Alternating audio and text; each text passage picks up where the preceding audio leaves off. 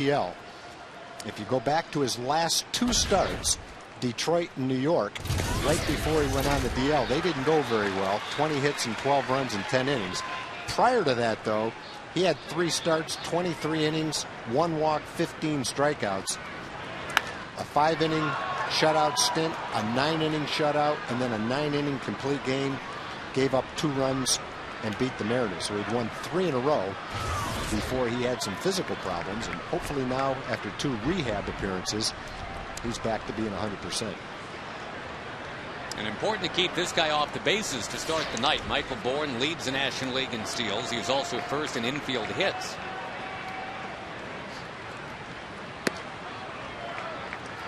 Rangers going back-to-back with North Carolina natives. There was Milwood last night. It is Harrison tonight. Harrison has appropriated Milwood's warm-up music for tonight. A country boy can survive. Milwood did more than survive last night. Milwood sparkled last night. And Kevin's allowed just 1 earned run now the entire month of June.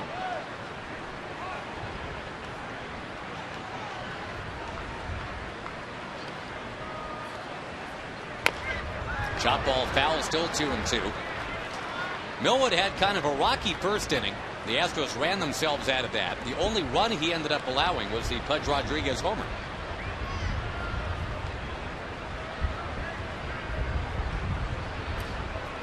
Well, it seems like every start, Tag, is giving you those 115 pitches or so.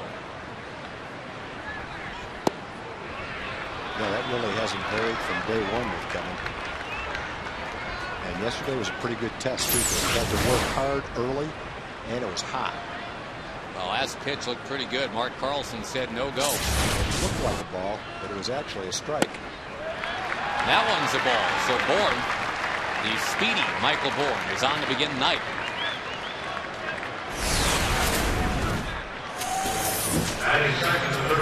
Dallas BMW dealers present your Ranger defense. Murphy, Bird, and Cruz, Young, Vizquel, Kinsler, and Davis. And Salt Lamakia works with Matt Harrison. Came up together in the Atlanta Braves organization, Harrison and Salt Lamakia. Together, they are 45 years old if you add it up. And what's crazy is the Rangers, when they're in San Francisco, they have to face Randy Johnson. He all by himself is 45 years old.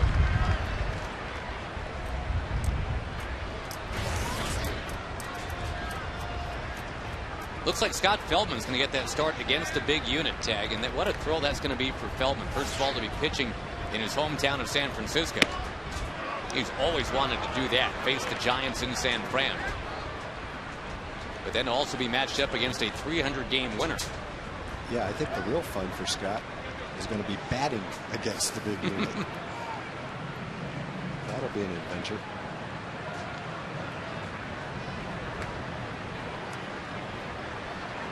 Not a bad idea to keep Bourne close to first. I mentioned 22 steals. That's the most in the National League.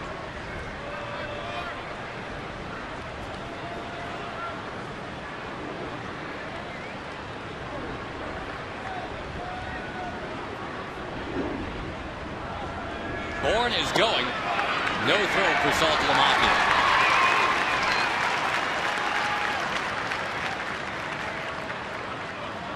When Michael Bourne reaches base, he is a game-changing dude. The problem last year, he was basically never reaching base for Houston. That has changed here in 09. Yeah, Bourne is really reaching base now. He's got a .370 on base percentage, which is solid for a leadoff hitter. Keppinger, a ground ball past Harrison to short. Vizquel, like he's done that before, will take care of the base runner. On to third is Bourne. 11-time Gold Glover at short, Mr. Vizquel. Good pitch right there from Matt. Took a little bit off it. Keppinger hit it right off the end of the bat. Hit it slowly enough. Generally, you tell the runner at second base, don't go to third base unless the ball is hit behind you. And if that ball was hit hard, Omar would have had to play at third base. But with Bourne's quickness and how slowly the ball was hit, he was able to get to third. Infield is back. Miguel Tejada takes down and in. Tejada currently has the second best batting average in the National League at 348.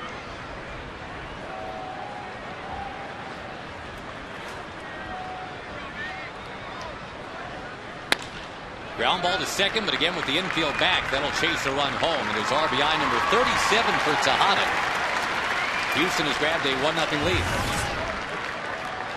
Yeah, you hate to give up a run like that. Leadoff hitter, left-hand hitter. Left-hand hitters are hitting 185 against Matt. He starts out 0-2 against him. He ends up walking the fastest guy in the league. Steals second, 2 weak ground balls right off the end of the bat. Leads to a run.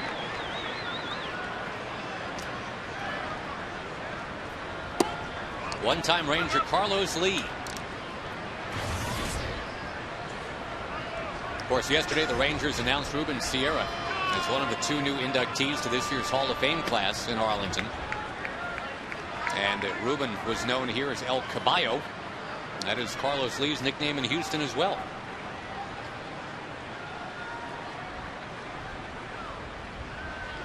Yeah, Ruben, when he was young anyway, was a thoroughbred. Carlos more like a Clydesdale, I guess.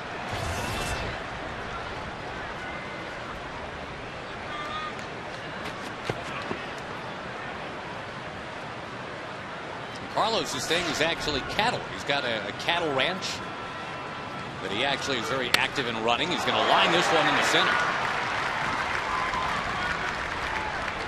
When the Astros were negotiating to bring Carlos Lee to Houston, one of the things that he and Drayton McClain, the Astros owner, really bonded through wasn't so much baseball, it was cattle. They both got an off-field interest in raising and selling it. They bonded through branding. He signed at a huge contract for 3 more years.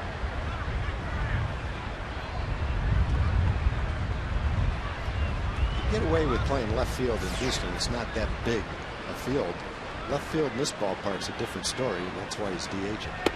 Well, left field right now, too, is his sun field. David Murphy, every time the pitch is about to come in, will put the glove up right near the brim of his hat. Even though he's got the sunglasses on, it's just tough to see. 1-1 to Berkman.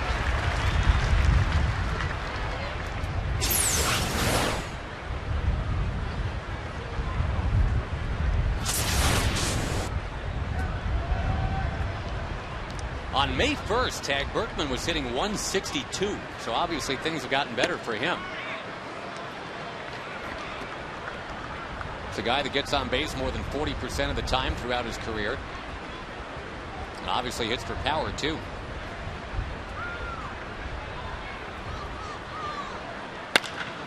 Scalded into right, but right at Nelly Cruz. Inning over with 1 run in. Now the Rangers go to work against Russ Ortiz when we come back.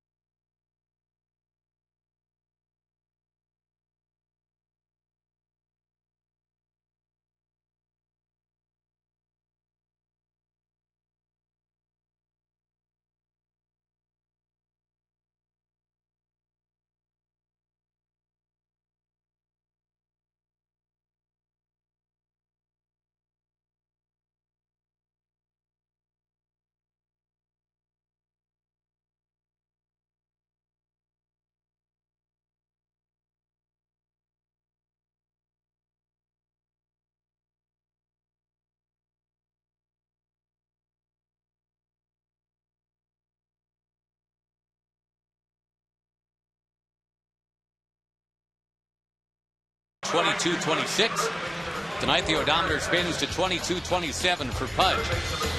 Kinsler, Young, and Blaylock set to get it going for the Rangers now at the plate. The lineup presented in its entirety by Southwest Airlines. Blaylock getting close to 500 career runs batted in is a Ranger. Cruz, Murphy, and Bird the middle third, then Davis, Saltalamacchia, and Vizquel. And the rejuvenated Russ Ortiz on the mound for Houston here, partner. 35 years old and pitching like he's 28. He really is. He's had a 17 and a third scoreless streak going right now. Started out the season in the bullpen, worked his way into the rotation. Kinsler hits it in the air, and again the sun field is going to kill somebody. It is Jason Michaels this time, who just couldn't locate the baseball. And Kinsler winds up at second base. You know, in all the years of this stadium, I can't remember a Ranger hitting the ball to left field and having that happen. I can remember other players doing it for other teams, but finally one got in the sun and it benefited the Rangers. The trajectory on that ball was just right. There's nothing Michaels could do. The ball went right into the sun and didn't come out. Would maybe actually having the sunglasses on his face instead of on his cap help? Well, let's put it this way. I don't know if he would have caught it, but they would have done a lot more if they were on his eyes than they would if they were on his hat. I've never understood that one. A guy is standing, looking into the blinding sunshine. He's got sunglasses, but they're not over his eyeballs. Yeah, I don't know why you'd have them if you weren't going to use them. And that, you know, the sun can be so bright that even with sunglasses you can't see it if you're looking straight into it. And the left fielder right now is looking right straight into the sun. And it would appear that the glasses, even after all that, are still on the logo. Kinsler taken off for third, and Michaels has to field this one. Kinsler gets up. He's scrambling home. Michaels airmails the throw. Tie game! Now there's a run for you. And yes, that was Pudge who just sent that one into left field.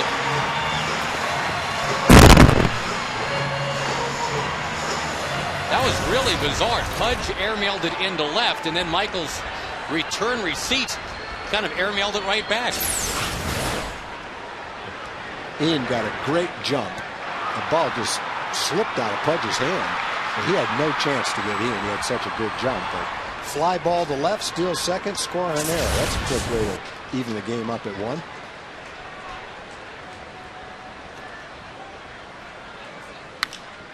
And now Michael Young is sending one in the air to Hunter Pence in right.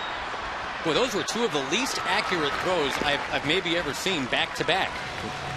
I don't know what Jason Michael did. He just threw a high fly over the catcher's head. In Pudge's case, the only thing that could have happened on that is it just slipped out of his hand. He didn't have a good grip on the ball, because I don't think I've ever seen Pudge make a throw like that before. Well, there didn't take long to break Russ Ortiz's scoreless string, did it? Poor guy, 18 innings, or what, 17 and a third innings, I guess it was, without allowing a run. A fly ball gets lost in the sun, and then a Hall of Fame catcher fires one into the left field corner.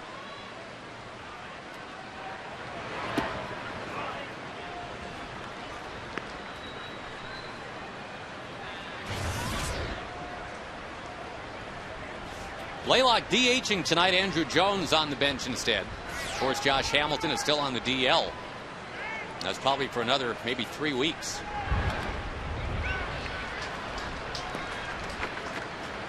Josh resuming what they call baseball activity.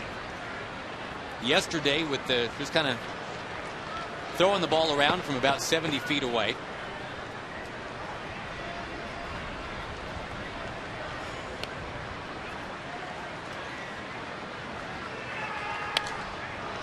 Frankie Francisco hopefully getting closer to returning too. He's going to be on a rehab assignment at AAA tomorrow. I think it's good that Frankie goes on a rehab assignment. He needs to be able to go out in a comfortable situation. Not that it doesn't matter what happens at AAA. It matters a lot, but it's a little different than a big league game where he won't have to go 100%. You know, he might be able to go 85% on the first few pitches until he gets the confidence back that he can let the ball go without injuring himself. He definitely let it go in Boston the last time he pitched. It'd be great to have Frankie back healthy for the rest of the year, throwing the ball like he was in Boston. Be one of the best closers in the league if he is. Cue shot foul from Blaylock. Taking you back to how the Rangers got their run. Here's what you're talking about, Tag. The Pudge just not getting a good grip on it. No, he never had a grip on that ball. That ball looked like it was in his little finger and his second to the last finger rather than the first two fingers. He had no chance to throw Ian out. Even if he made a great throw, Ian was going to be safe and probably would have scored if Michael hit a fly ball anyway. Good changeup right there by Ortiz. And the changeup has been the out pitch for Ortiz this year. A much better year for Ortiz than he's had the last several.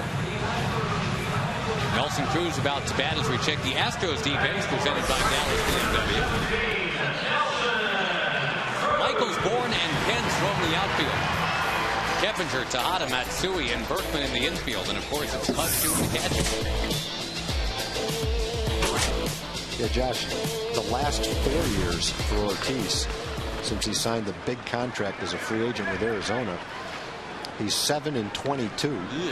And in 4 years has only thrown 227 innings. He's had a stress fracture in his rib cage, a right calf injury, elbow neuritis, right strain in his forearm, a torn flexor tendon. Suffice it to say, the last 4 years has been filled with one injury after the other. But he stuck with it. He hung in there. Pitched with Baltimore and San Francisco after being released by Arizona in the middle of a huge contract. It was a $32 million 4-year contract. They released him halfway through it. Oh, it looks like the Astros are going to benefit by being the last team to sign. Look at the spin on that ball. That was kind of a wild, weird bottom of the first inning. The Rangers have tied the Astros. It's 1-1 at the end of one on Fox Sports Southwest.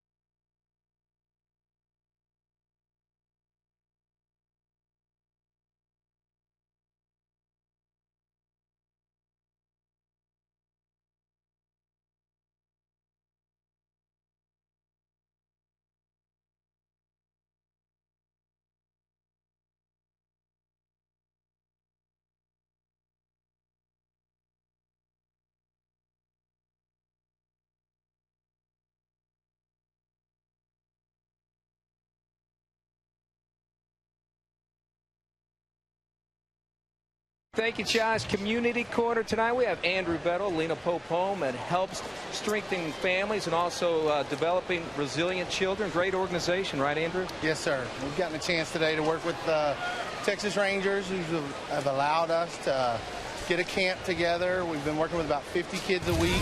Gotten a chance to tour Fox Sport Net and go out, tour the ballpark, as well as go fishing outside here. So it's really been a good time. We've had a lot of fun. Got a couple of families that come out tonight and watch the game. That's excellent. Now, you toured Fox Sports Net. You happen to see a big, tall guy with blonde hair sticking up about this high out there? Yeah, we left at about 12. I don't think he got the opportunity to come. You talking about Rick? Yeah. Hey. Yeah, there we go. Good impersonation. People want to get involved. What do they need to do? Well, the big thing is just call Lena Pope Home at 817-255-2500. We've got a great person who's involved in our volunteer department and heads that up named Marilyn Sammons, and she'll help you out and let you know where to go. There we go, Andrew. Nice meeting you. Keep up the great work. Thank you. All right, Josh. Thank you, Jim. That is a great cause, too. Arlington's very own Hunter Pence against Matt Harrison. A 3-ball, 1-strike count. The Arlington High School Colts, and then UT Arlington for college for Hunter. We're going to see another UTA alum in Phoenix next week, Tag. Ryan Roberts getting a lot of playing time for the D-backs. Good for him. Had a good year in AAA. Yeah. He's a big league player. He deserves to be in the big leagues. He's pretty much become their everyday third baseman the last couple of weeks. One thing you'll notice with Hunter Pence, there's not many big leaguers who choke up on the bat more than he does. No, and he's a big guy, too. 6'4", 220. Yeah, it's a good lesson for a lot of young hitters. You don't have to hold the bat on the bottom to be a good hitter. You actually get better bat control when you do choke up a little bit. 3 in the middle to get him. And good pitching by Matt. He fell behind 3 balls and no strikes, came back and struck him out. And the ovation you hear now, in fact, it's a standing ovation, is for that guy.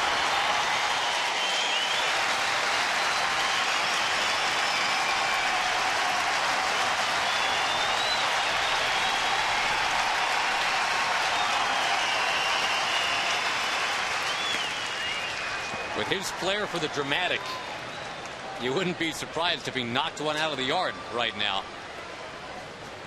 Pudge Rodriguez has united these fans tonight. Ranger fans still love him. Astros fans currently love him.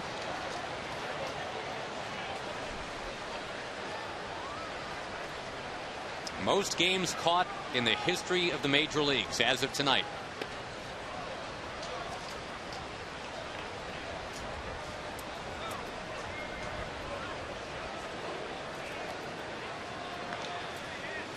Jared Saltalamacchia is saying yesterday he's very simply humbled to be on the field with Pudge. Told reporters, if I have half the career, exactly half the career of Pudge, that would be great. You take that, huh? Catch 1,100 games in the big leagues? Yep. Hit 150 home runs? Sure. I got a feeling Jared's got the ability to do a lot more than that, but I know exactly what he's saying. That's a fair ball, and Pudge Rodriguez is out at first base. The guy he used to locker very close to, Michael Young, went and got him. Out number 2 in the inning. And Michael's getting so comfortable now at third base. Earlier in the year, he was making the adjustments, doing a good job. But I think now on almost all the plays there, he's got the throw down, the footwork down, the positioning down. I think he's playing there like he's been there all his life now.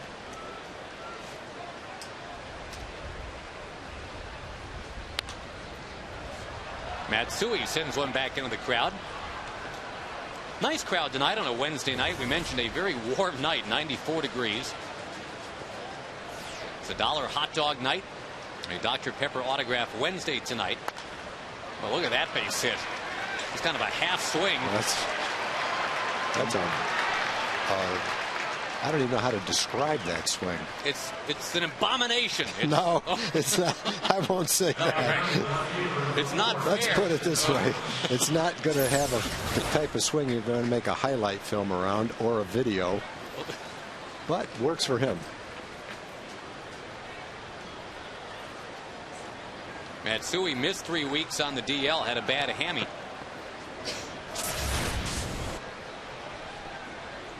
His first hit since coming back. It brings up Jason Michaels.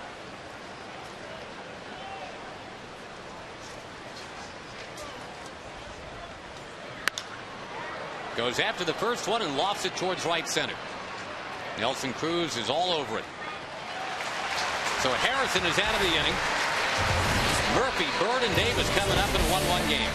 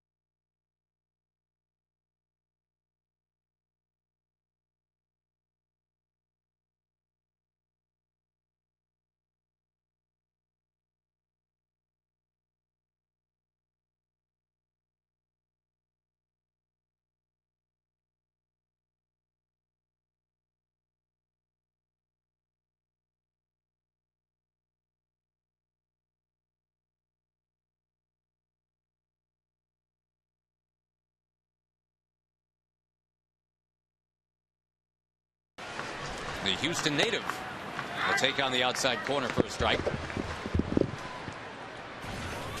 Rangers and Astros again tomorrow. First 7,500 kids 13 and under get a Rangers nightlight tomorrow night. 972 Rangers number to call. Get your tickets. Or you can go online at TexasRangers.com. If you're afraid of the dark and a Rangers fan, it's a perfect night to come out tomorrow night.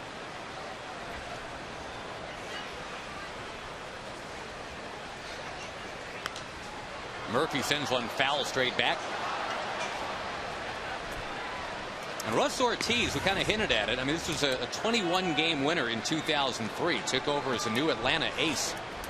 He followed up in 04 by going 15-9. But as Tom was talking about, since then it's just been a nightmare for him until the last month or so.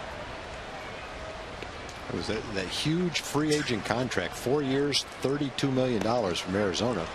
Strikes out Murphy. Was never healthy enough to pitch up to his capabilities. High pitch counts were always a concern for him, as are high walk totals. He averaged about 105 walks a year his first 6 years in the major leagues. Well, even this year, as he's pitched pretty well, he's walked 29 batters in 44 innings coming into this game. Hasn't walked anybody yet, though.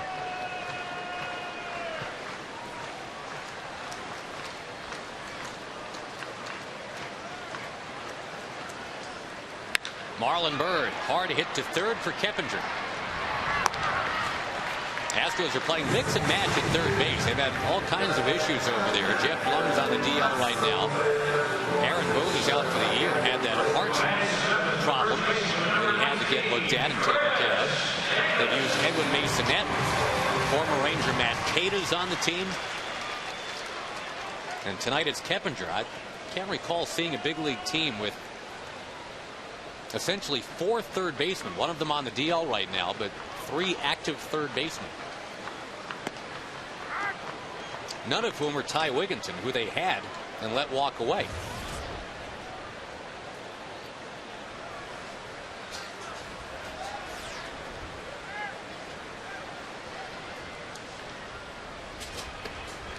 Chris Davis debuted against the Astros in the big leagues. That was in Houston last year. Still trying to find himself here in 2009. The power's been there. The defense has absolutely been there. But the contact has been an issue. There's some contact. Straight near first for Berkman. Over to Ortiz. He got him. Rangers down in order in the second inning. Tie game 1-1 at the ballpark tonight. We'll play the third after this.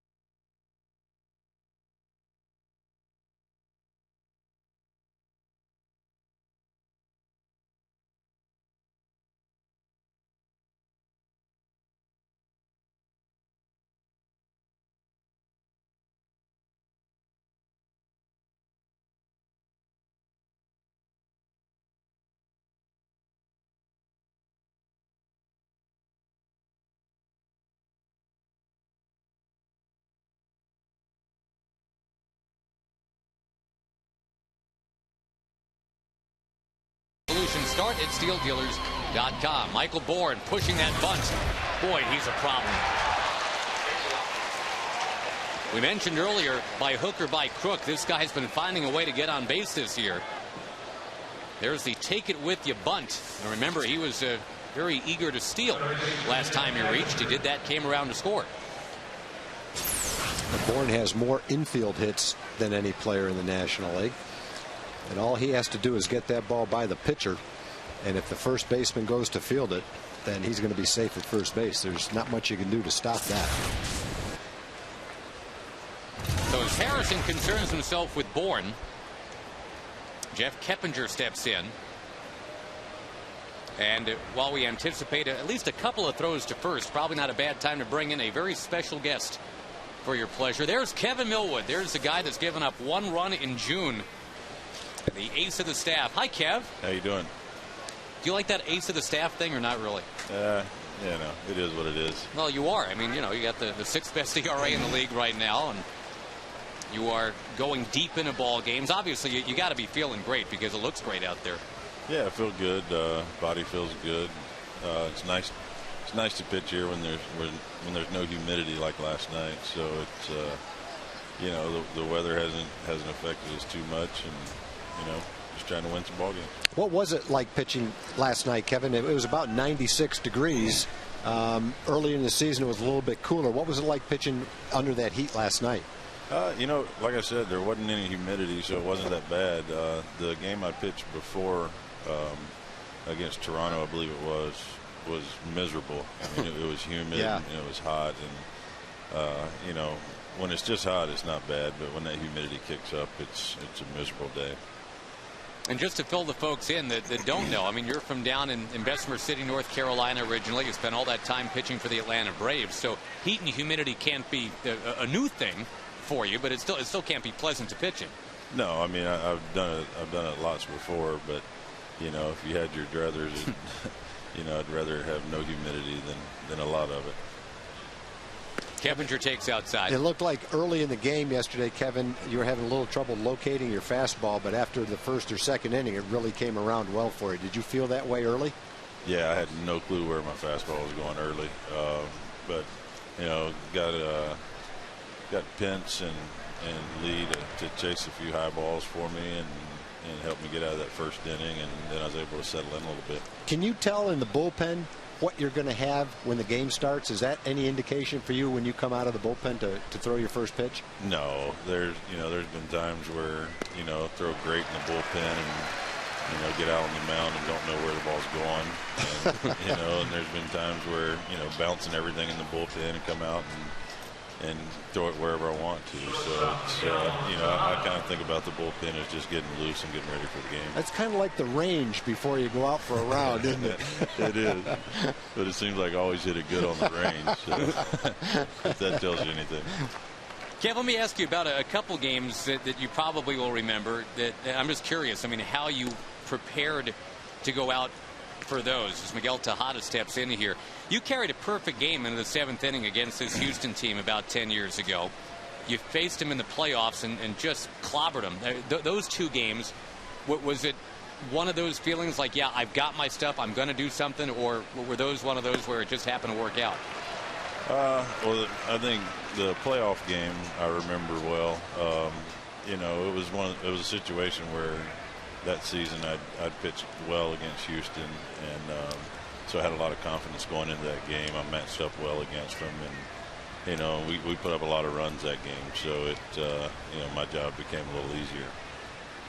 For those who don't know or remember, if you look it up, it says right in Kevin Milwood's bio, the Division Series 1999, Atlanta versus Houston, 10 innings, 1 hit. No walks, 9 strikeouts. That's a heck of a division series right there. That was the 1 complete game and then 1 save. Yes, got the save in game 3. Vizquel takes a friendly hop. Turns a double play. Gotta like that. Kevin, thank you so much for spending time with us. Thanks, Kevin. Good game yesterday. Thank you. Awesome job, man. Keep it up. Matt Harrison, the other North Carolina native, pitching very well. It is 1-1 middle 3.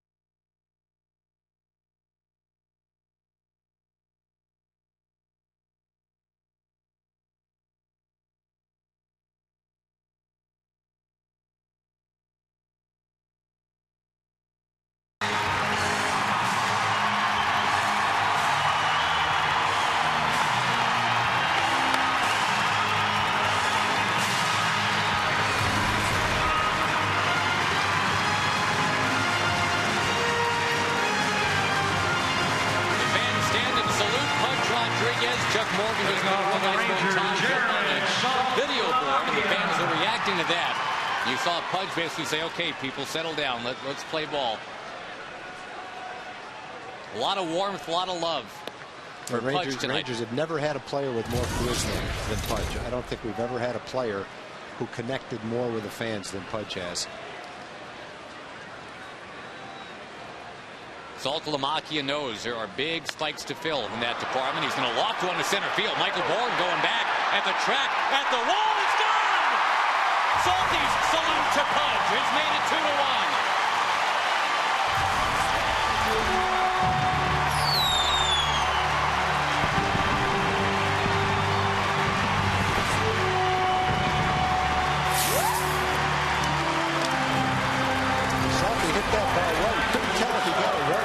Soft ball spinning toward the wall and looking up, and it was pretty obvious that the ball was going to carry over the center field wall. It looked like a breaking ball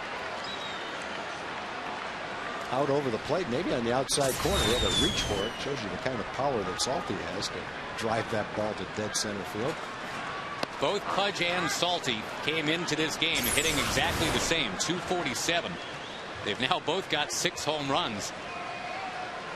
Now all Salty's got to do is catch about 2,100 more games in the big leagues, and he'll be right there with Pudge too. And now, speaking of records, Omar Vizquel, and boy, would it mean so much to him to go ahead and tie and even pass Luis Aparicio tonight. Most hits ever by a native of Venezuela. He's got a chance to do that this evening.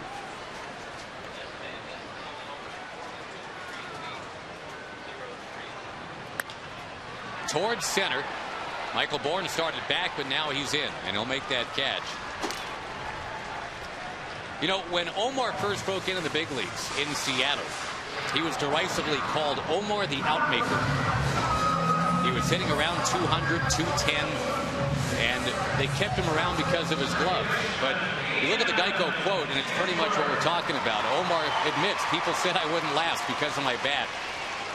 And even now, it's true. Nobody really talks about those offensive numbers. They talk about the defense. But to pass the only Venezuelan who's in the Hall of Fame, yes, would put him in a very special category. He's on the doorstep of doing that. Kinsler, 2 homers yesterday, a bunt here. And he is safe at first base. When you do that 10 times a year, you can add 15 or 20 points to your batting average. It's a weapon for a guy that can run and a guy that likes to pull the ball. Third baseman plays you back, drop a bunt down. He comes in, hit a rope by him for a double.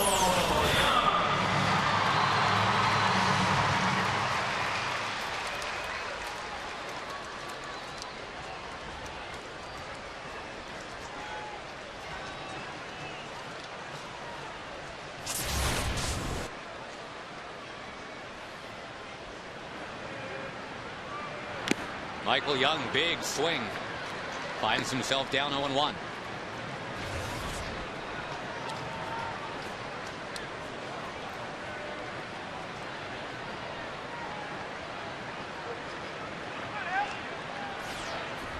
The Jared Saltalamacchia homer has the Rangers on top.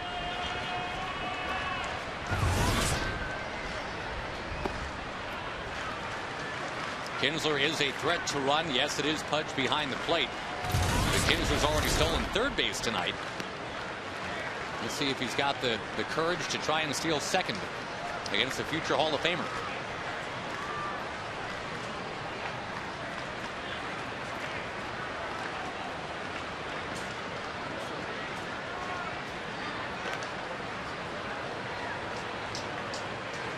Tag, before I forget, a couple of birthday wishes go out tonight. A very happy 88th to a great Ranger fan, Doris Woolridge, watching the game tonight. Happy birthday. And one day late, a 97th birthday wish to Louise Hurst. She's watching us in Bella Vista, Arkansas. Her family wanted to make sure we got that on the air tonight. Happy to do that. Happy number 97, Mrs. Hurst. A couple other people to thank. I'd like to thank Patty Potek and Gary Gunter for the delicious cupcakes. You know what they're named? They're in honor of Eric Nadell's pirate attire, meaning the patch that he wore on his eye. They're called Sunken Treasure Cupcakes. Thank you very much, Patty. The other very nice thing that we got was a huge compendium from Tom Gear in Carrollton, Texas. He's been to 45 major league parks, and he sends pictures. Oh, nice. Look at that. And descriptions, and actually a ranking of the parks and how he's enjoyed them. He's heard us talk about them and decided we might enjoy what he thought about them. And he's probably seen more parks than we have. Thank you, Tom. I had to borrow this on the plane tomorrow night. It's very interesting. Yeah. Rangers will be heading off to San Francisco after the game tomorrow night. 3 games against the Giants. The Angels already played the Giants. Their 3 games, and they swept them. Won again today, 4-3. Beat Tim Lincecum. On the ground at third. A 5-4-3 double play. We'll get Ortiz out of the inning. Tag, a special treat. You get an upgrade, sir. Bill Brown from the Astros side. You guys are switching this time. We're going to do the switcheroo, so I'm going to Houston. I'll see you in about 15 minutes. Brownie's coming to the Metroplex. That is after this.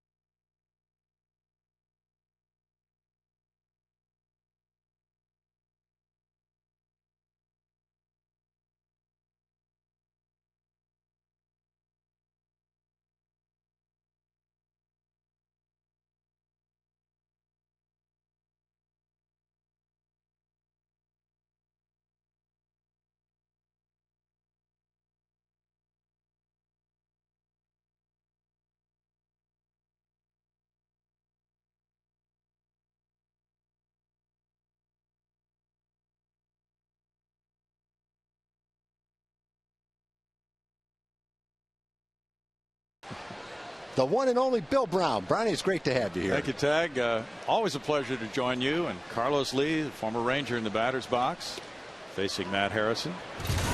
And Lee jumps in front. 2 balls, no strikes. How has Harrison looked to you so far?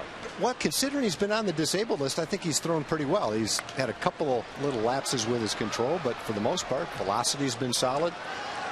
And I guess the key is that he's 100% healthy. He was having a terrific stretch until his last 2 starts when his arm started to bother him a little bit, but it looks like he's back now, so I think he's looking pretty good. Gets a foul ball there. It's 2 balls, 2 strikes. So just watching the Rangers for just these few games in the battle for the Silver Boot.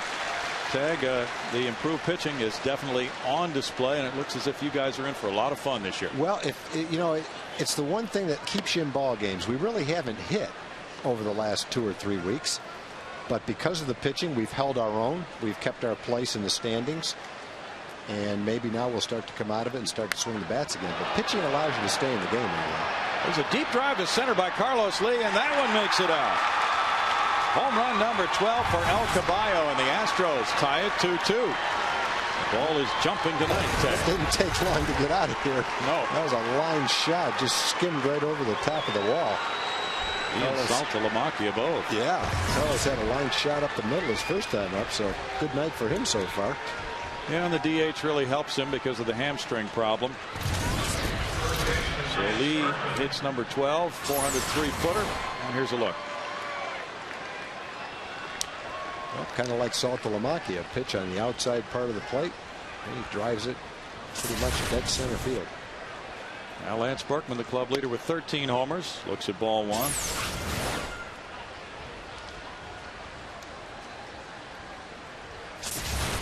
Seeing center fielders in retreat tonight, and probably will continue to see that sight a few times. You guys do keep a full scorecard for these games, don't you, Tag? Yeah, we've got a really good offensive team. That's why it's been so unusual the last couple of weeks to struggle the way we have offensively. We had a stretch of 8 or 9 games where we're averaging about 2 runs a game. But you know, they always say that hitting kind of comes and goes, even the best hitting teams, and the things that keep you in a pennant race or keep you competitive is your pitching and your defense. So fortunately, that's been true with us this year. Kinsler takes care of that play, out number 1, and yeah, they've really been turning the double plays up the middle. A solid defensive play throughout the infield. The guys in the outfield who run and cover the gaps, and that is a huge part of that improved pitching staff, isn't it? Yeah, absolutely, absolutely. Our defense last year was not a good defense, and with the addition of Elvis Andrus to shortstop and Omar behind him, Michael moving to third, infield is really solid. Hunter Pence is headed for second. Here's a throw from Marlon Byrd. A line drive double for Pence. That's his 10th of the year. That jumped off his bat over shortstop Vizquel. And from the Astros standpoint, Brownie, it looks like the Astros are playing much better than they were when we were in Houston. You guys were struggling back then, weren't you? Yes. That's a nice play by Byrd, but Pence has very good speed. Now Hunter appeared to come out of his game a little bit last night, jumping at some pitches, but that's a good swing. He stayed back on that ball nicely. Now Pudge Rodriguez, who grounded to third base. The Astros started to get better starting pitching, and you know that's a lot of what the Rangers season is all about, Tag. For sure. And it's so important to correlate that. The Astros have won 10 of their last 15, but the run support has been about the same as it was before then.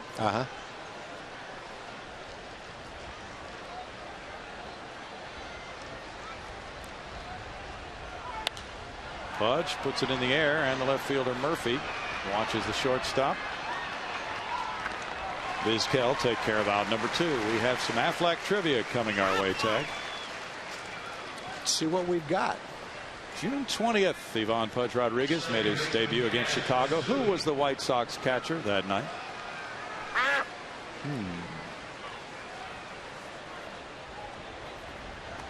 We'll give the fans a moment. I'm going to write down my guess. All right. Let's see if we will match. Okay. Both write them down. Kazuo Matsui hit a line drive double to right field. There's strike 1. There's kind of convergence of the greats that night when Pudge took over, and this other catcher was into a record-setting run.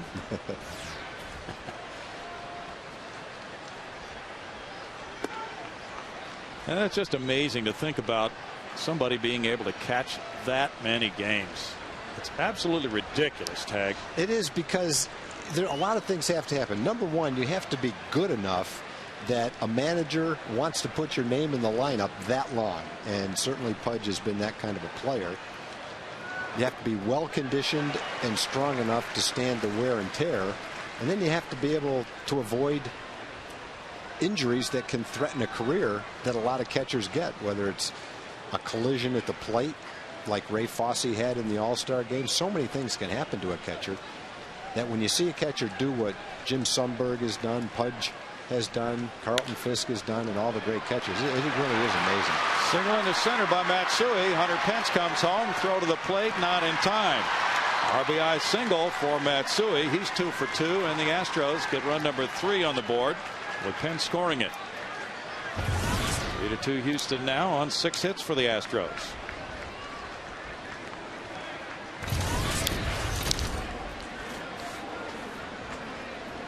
And the number 9 hitter Jason Michaels will bat next. Hunter has been batting third for the last couple of weeks or so, now in the number 6 spot tonight. Coming through with this run as we see the swing. It's only been a couple of games, but Matsui appears to be swinging the bat a lot better right-handed tonight than he was left-handed last night. Absolutely. He had a rough night last night, Tag. Jason Michaels looks at a ball. Hit a fly ball to right field in the second. Erstad started last night in left field with lead DHing. Michaels gets his opportunity in this game. That one rolls out to Kinsler. And the toss to Vizquel gets the force on Matsui. 2 runs scoring on 3 hits and a man left. It is 3-2 Astros.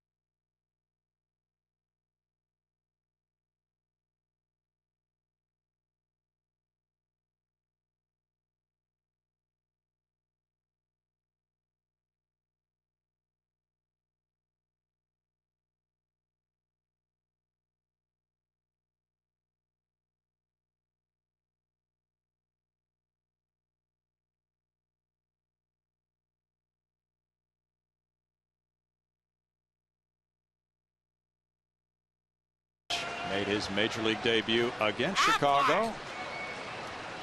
Carlton Fisk was the man. He's breaking his record tonight. What a special night. Fly ball to left center. Michael Bourne calling. 1 pitch, 1 out as Blaylock goes down against Ortiz. Our Ford leaderboard. I'll show you a little bit more about the games caught. 2,227 for Pudge. Fisk with 1 less. Boone with 2 less. Then Gary Carter, Tony Pena, Jim Sundberg.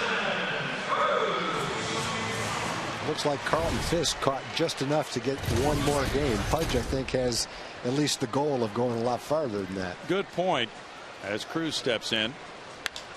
And he hammers 1 to right field. Hunter Pence backing. He's running out of room. Opposite field blast. That ball's flying tonight. Whoa.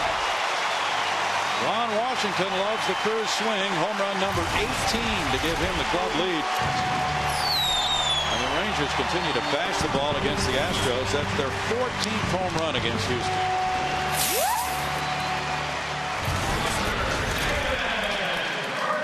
Cruz has hit 4 against the Astros this year.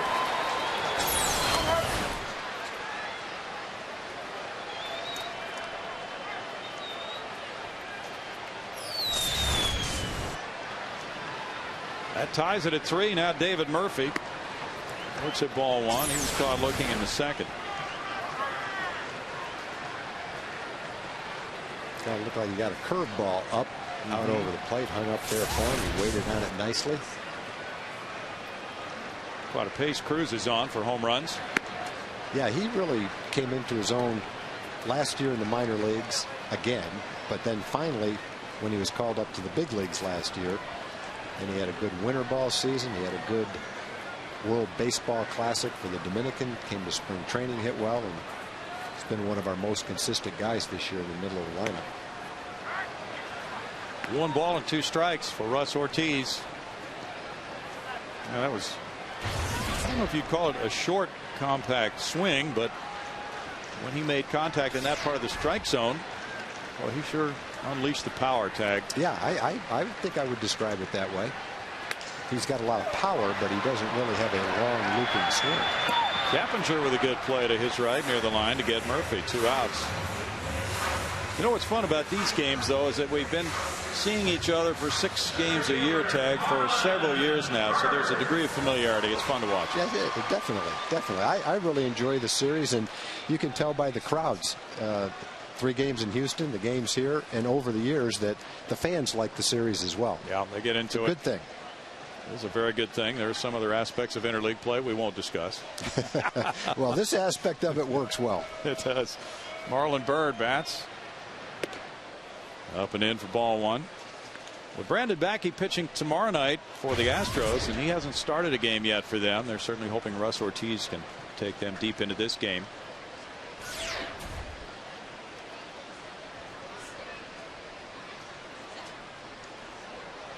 Do the Astros tend to stay in rotation, or will they skip a guy so Oswalt takes his normal turn? Yeah, they've moved people around this year, and they've moved them back on extra rest in the case of an Ortiz or a Hampton, because Russ did not pitch all last year. Right. Recovering from surgery, and Mike pitched only a portion of last year.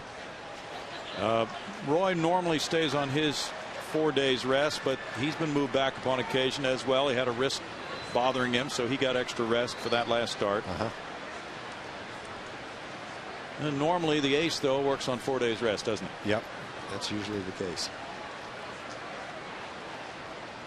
Roy will be pitching at Minnesota. That's quite a lineup to contemplate with Morneau, Mauer, and those other guys with the Twins. Yeah, Morneau, Mauer, and Kubel might be about as good as any 3 consecutive hitters in any lineup in the league. Those guys are really swinging the bats well. Inside for ball 4. Bird takes the walk. That's the first of the night for Ortiz.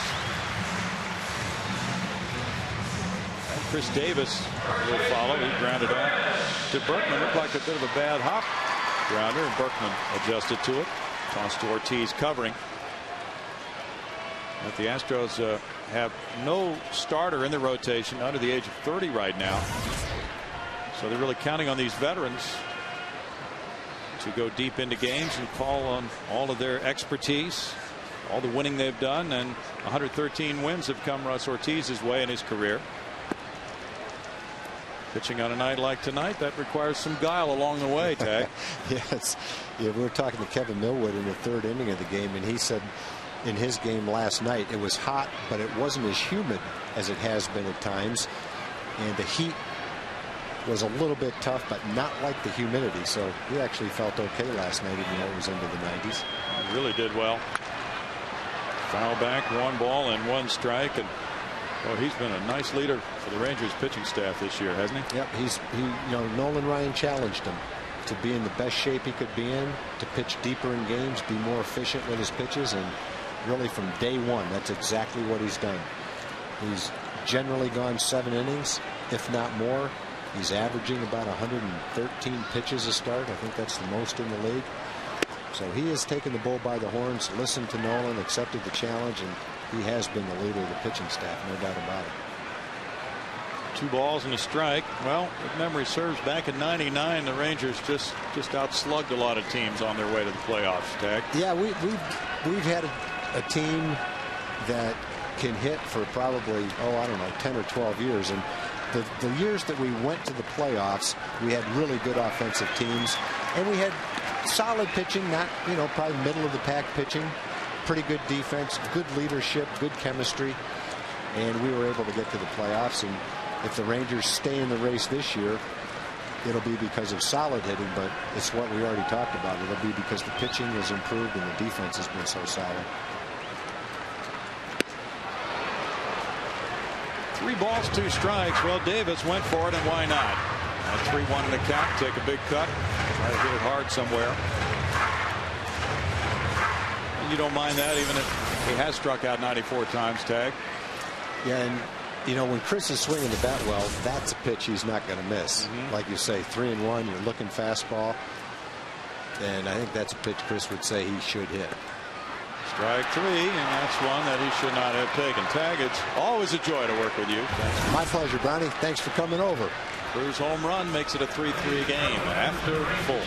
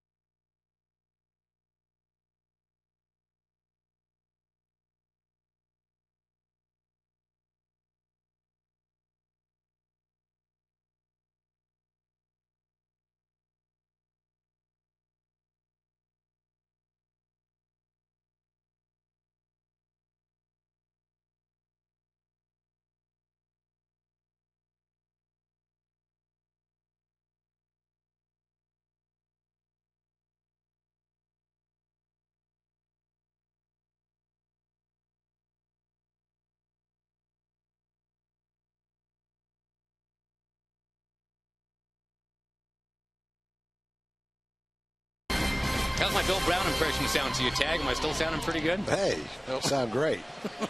That's fun to do that, just for a little change of pace. Well, we shot the wheels off the other broadcast pretty good. Michael Bourne is batting, and just to continue the fun and frivolity, the so-called hijinks and hilarity, to coin or steal a phrase, the great Mike Riner from the Ticket here in Dallas. If you are a fan of sports in the Metroplex, this man needs no introduction, although you probably don't see the face all that often. No, I probably do, too. They're thinking I'm the Admiral Stockdale of this bunch. Good luck. The fact that you're here is outstanding. You guys did your live broadcast earlier here. Harrison, nicely done to take care of Bourne, the guy you want to keep off the bases. How did that go? I saw you unleashed Cobra down there on the field. Yeah, we did. We came out here and did all the things we normally do. It went very, very well. Everybody had a really good time out here today, and I hope we do it again very soon. I'd like to do it far more often than we have been, and we were very warmly received, and everybody with the Rangers was really nice. It was fun. Look how stately and patriotic you look in this shot with the American flag behind you. I do. Like politics. Mike, we're happy to have you up here because you like baseball. I love baseball, your Tom. favorite sport? I love baseball. I can tell. I love the great game. That's why we like your show. Keppinger sends one to right in what, of course, is going to be the shortest half inning of the entire year now that the great Gray Wolf is here. No, not mercifully. We're going to keep you for the bottom if it keeps going like this. Miguel Tejada coming up. Now, you actually did a year of the Frisco Rough Riders. Their inception, they said, come on in. And yes, I thought you did a great job with that. It was a lot of fun. I did color with Scott Garner, the first year of Rough Riders baseball up there. I learned a lot about doing this. I learned that it's not anywhere near as easy as it looks, but it was big fun. I really enjoyed it. I would think the hard thing about minor league baseball, at least in the big leagues, you know the players. Yeah, you know the guys. You know who they are. Minor leagues, guys. I'd say a good percentage of them you never even heard of before. There were a few times when we had to go down to the visiting play-by-play guy when they'd change pitchers or something. I'd have to run down there and say, who is this? And a lot of the time he'd say, I don't know. 2 balls, no strikes to the normally free-swinging Miguel Tejada. But the count goes to 3-0. If he reaches, by the way, you're doing play-by-play for Carlos Lee. You know that, right? No. Well, Josh, that's why you're here. You're Josh. Well, you're Mike. What's on Mike's mind? We're about to find out right now as Miguel Tejada walks. Oh, you're sorry. And Carlos Lee. Sorry. I'm going to get even with you for this. I look forward to it. Here, ladies and gentlemen, is Mike Riner. All right, Carlos Lee, the big right-hand slugger, stands in now. 2 outs. Tejada on first. Harrison's pitch count is up to 70 here in the top half of the 5th. Comes set, the pitch is swung on, driven out toward right field, but that's curving foul. Davis over, gives chase, watches it go 6 rows back. 0-1 the count on Lee, who homered his last time up. In your job now, are you living a dream? Is that what you wanted to do growing up? I wanted to do something like that. Something like this or like that. That's what I fell into. The pitch is just off the inside corner. 1-1 on Lee. Lee, the former Ranger great. Also a former Milwaukee Brewers great. Well.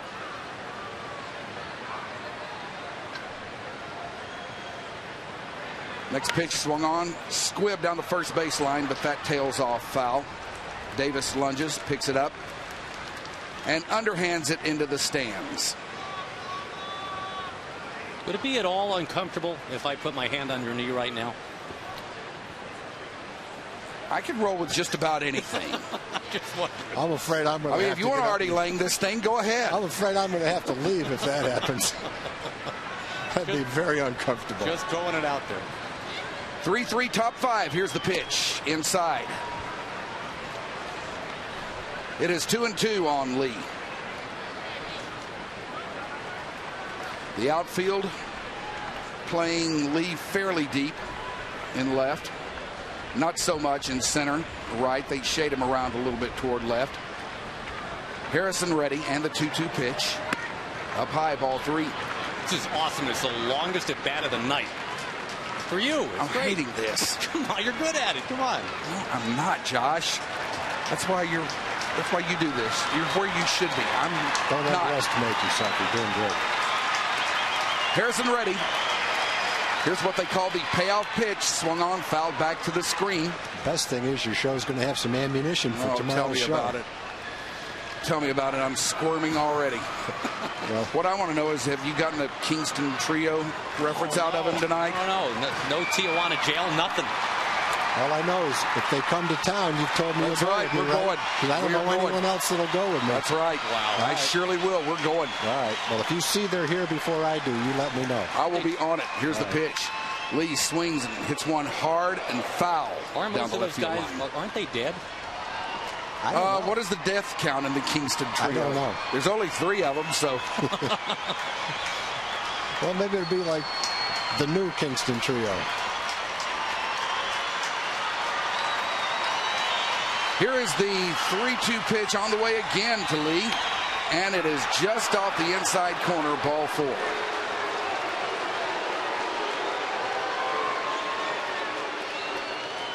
All right, I am so ready for this. What do you got for us, Mike?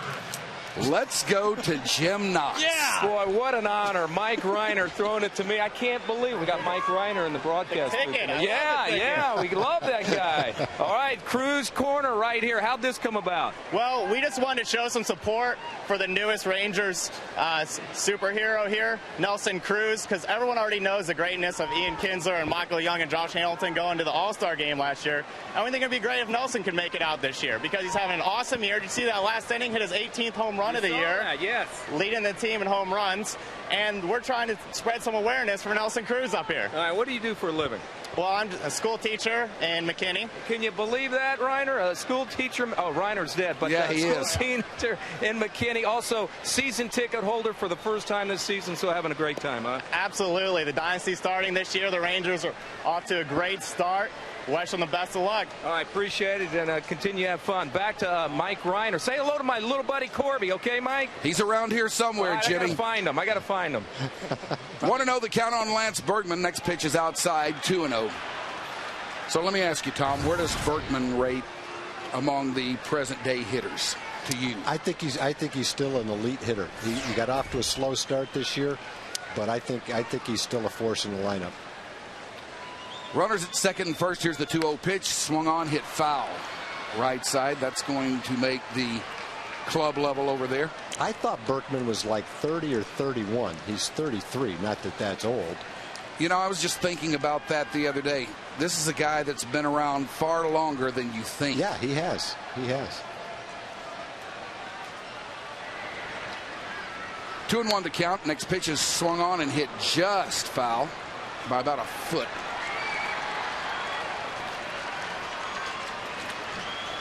Jason Grilly getting loose out in the bullpen. Grilly, who gave up a big home run in his first appearance as a Ranger. Maybe going to try it again here. Harrison's pitch count is getting up there. 2-2 the count. He's ready. Here's the pitch. Swung on, and that is popped up right side. Sotomayor and Davis over for it, but that hits the top of the Rangers dugout out of play. That's a big hitter for Matt because he's probably going to be his last hitter. You'd love to see him get 5 innings in. He's had good velocity today. He's thrown the ball pretty well. Been on the disabled list. And you'd love to see him get Berkman right here, leave in a 3-3 game. Rangers have a chance to score next inning, maybe get him a win. Pitch count is 83. I know the Rangers want a little bit more out of these guys, but for a guy just off the DL, that probably will be just about it. Here's the next pitch, just off the outside corner again. That was a big changeup right there. Berkman thought about it, swung at it earlier in the game, but this time he laid off it. Not a strike, but a tempting pitch. 3-2 the count. Runners go. Bergman swings and misses and strikes out. Doing the same pitch. He was tempted the first time, and he couldn't lay off it the second time. The great Gray Wolf brings it to a close with a strikeout. Mike Riner, our very special guest. Thank you, buddy. Enjoyed it, man. Thank you, Mike. Enjoy him on the hard line, on the ticket here in the Metro.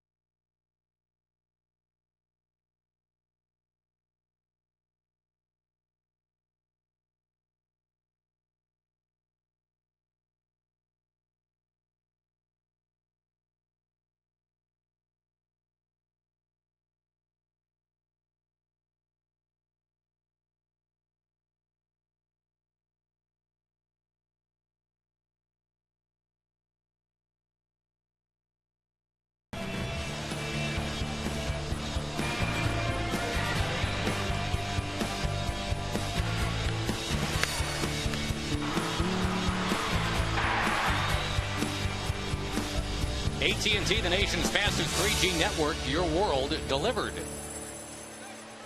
Want to know the count of Saltalamacchia? He's got one of the 2 Ranger homers tonight. Steers himself into a hitter's count, 2-0. But it's been a busy night of Ranger baseball tonight. Shuttling guests in and out of the booth, watching home runs fly. Rangers and Astros tied 3-3. The Angels have already won today. Came back to beat the Giants 4-3. Beat Tim Lincecum. The Giants had a 3-1 lead late in that ball game. The Angels scored 3 runs off Lincecum. Angels have won 6 straight all of a sudden.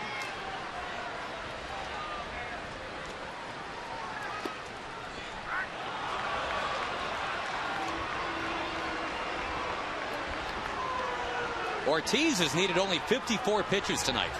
Been fairly efficient.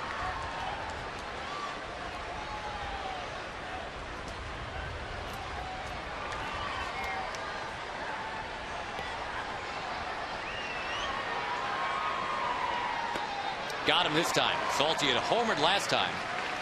Now 2 strikeouts in a row going back to last inning for the veteran Ortiz.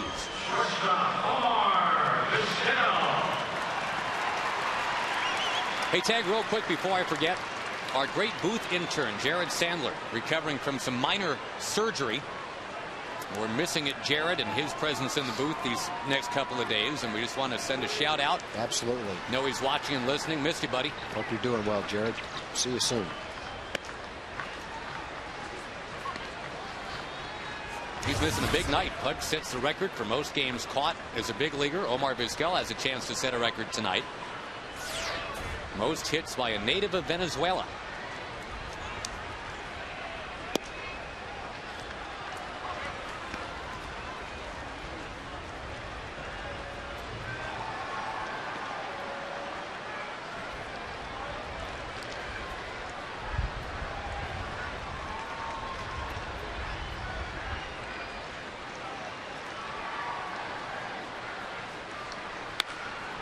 He has tied him. He has tied the great Aparicio at 26-77. Vizquel and Aparicio stand together now.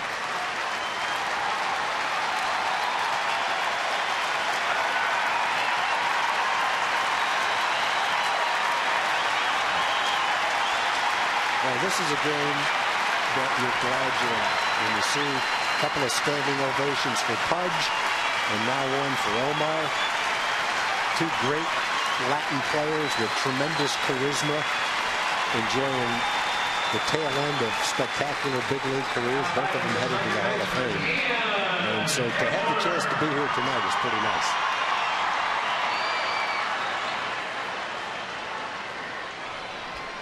.42 years old and still getting it done. Now here's Kinsler. Yeah, Omar took a turn around first base, almost halfway to second base. And the point is, most guys on that kind of a hit take about 3 gratuitous steps past first base and then go back to first base.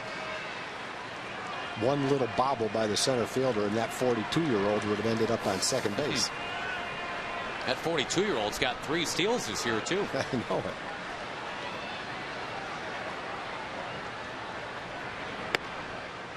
On the corner to Kinsler.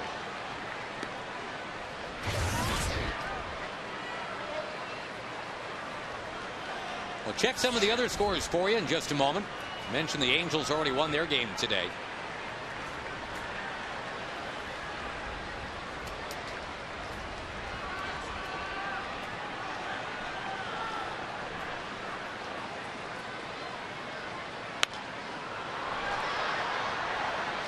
The one common denominator in a lot of these interleague matchups right now is their World Series rematches. Mets and Orioles, Blue Jays and Phillies, Tigers and Cardinals. You have the Giants and the Angels. And if you want to go all the way back to the 19-oh-whatevers, even the White Sox and Cubs.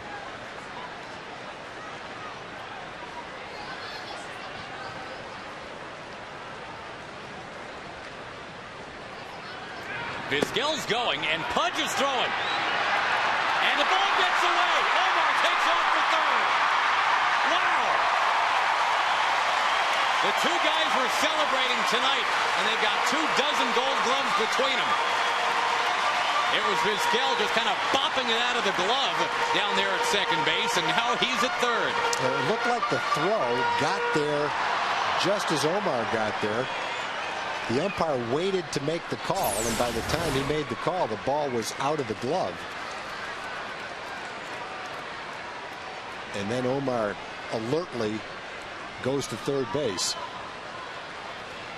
Yep, he just couldn't hang on to the ball. Well, you've got a 42-year-old making something happen right there. Now he can score on a sacrifice fly. The infield's in. He can score on a ground ball. Boy, what a big play in this game. I mean, that could have been the second out of the inning. Instead, Vizquel's at third with just one out. And Kinsler looking to bring him home. Michael Bourne settles under it. Vizquel is ready to tag. Here he comes down the line. Rangers 4 and the Astros 3. That's a 42-year-old playing like a 20-year-old right there. Waits his turn to play every 4 or 5 days. And when he plays, he makes something happen. That was a pleasure to watch him play.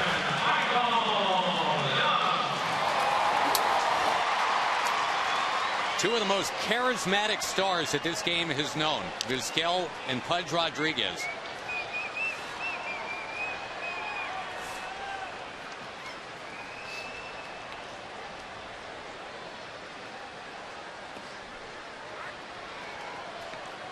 It's kind of like a Hall of Fame eclipse tonight. You know, you got Vizquel coming the one way and Pudge going the other.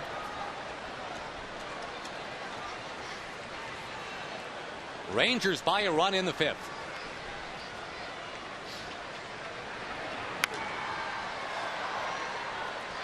On that out-of-town scoreboard, the Orioles lead the Mets 6-4 in the 7th, and the super prospect for Baltimore, Matt Wieters, has his first big league home run in that one. The Mineral Wells native Aubrey Huff has hit one out for Baltimore too.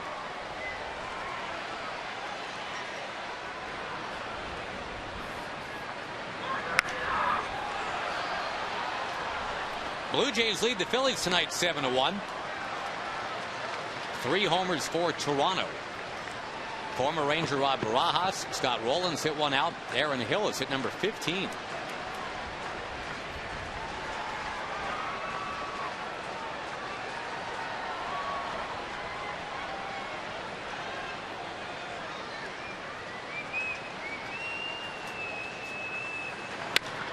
With 2 strikes on him, Michael Young to right field. Hunter Pence with a dive, and he got it to get Ortiz off the mound and out of the inning. What an eventful inning it was, too. Omar Vizquel has tied Luis Aparicio, most hits ever by a native of Venezuela. Rangers lead 4-3.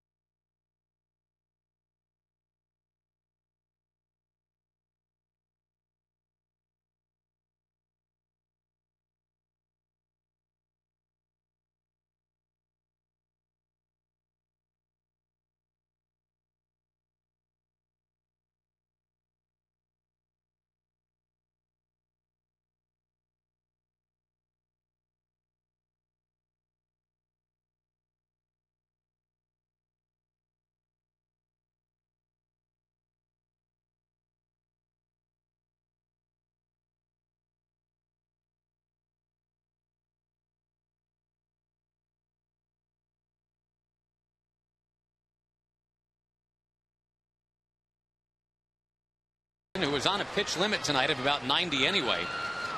Pretty much got right to that, and now the Verizon call to the bullpen here is Jason Grilli.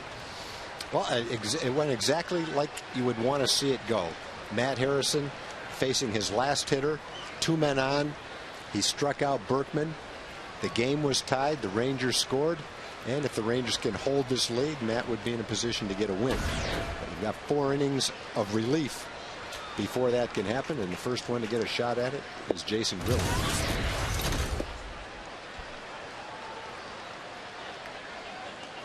Opens up against Hunter Pence, and then Pudge will bat.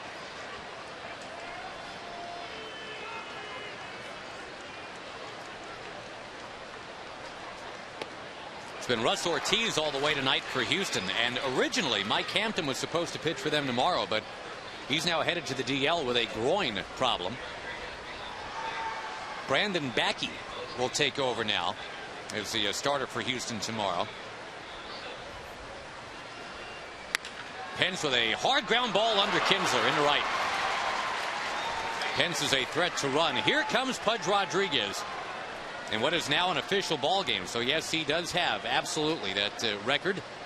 He has passed other Pudge, past Carlton Fisk for most games caught in the history of the big leagues.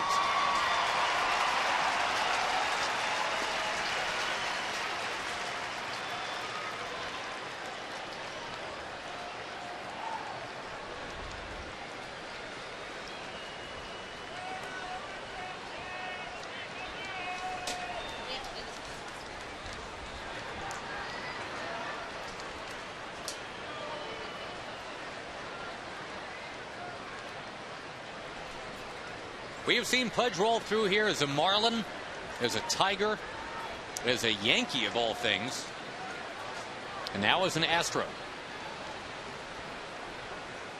Seeing him in the visiting gray, we've gotten used to that.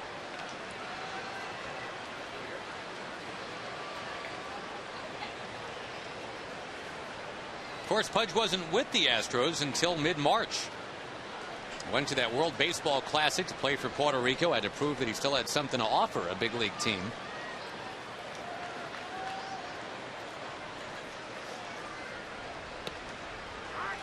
A strike to Pudge.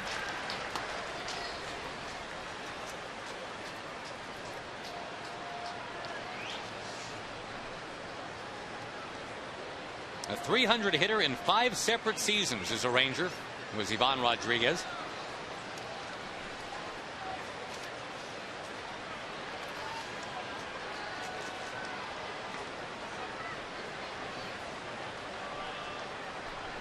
Grilli acquired by the Rangers from Colorado a little more than a week ago. Rockies had that 11-game win streak busted up yesterday. Trying to start something else tonight. They lead Tampa Bay 4-0 in the third. Wave and a miss by Pudge.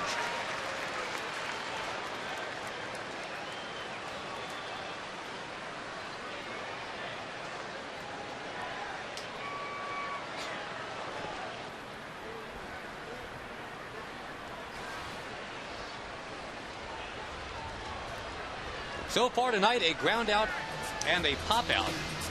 And a reminder for you, the limited edition Louisville Slugger commemorative Pudge Rodriguez bat. Available by going to BigTimeBats.com or by calling 866-280-BATS. Pitch out, nothing happening.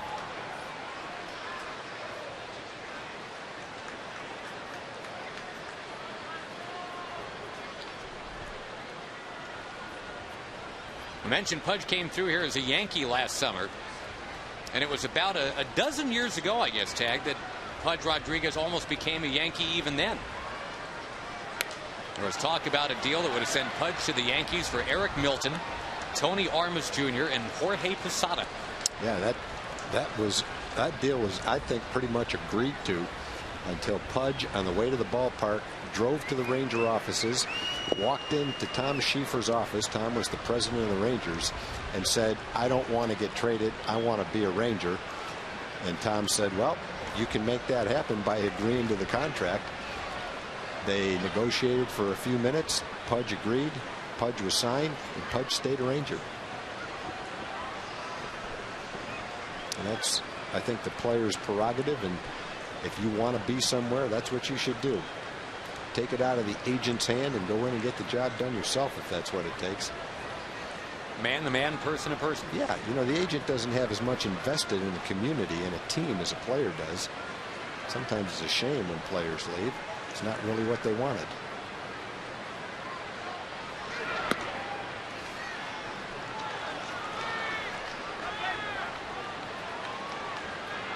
But the Rangers were not going to keep Pudge without a long-term contract. They were not going to let him become a free agent.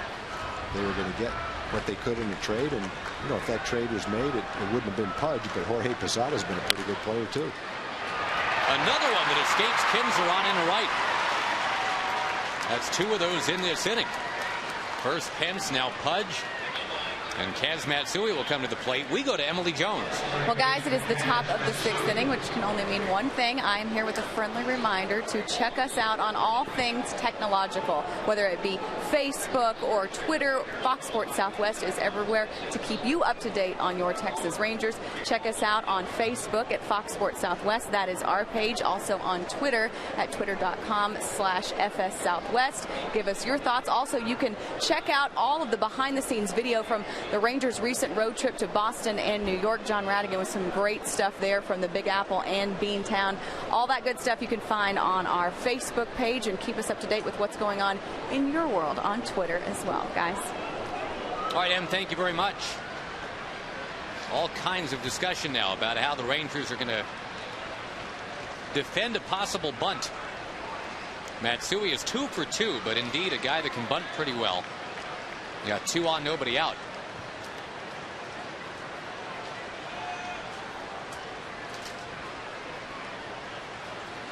Well, it's a definite bunt situation right here. Rangers expect the bunt. First base, third base, way in. I think everybody in the stadium expects the bunt right here.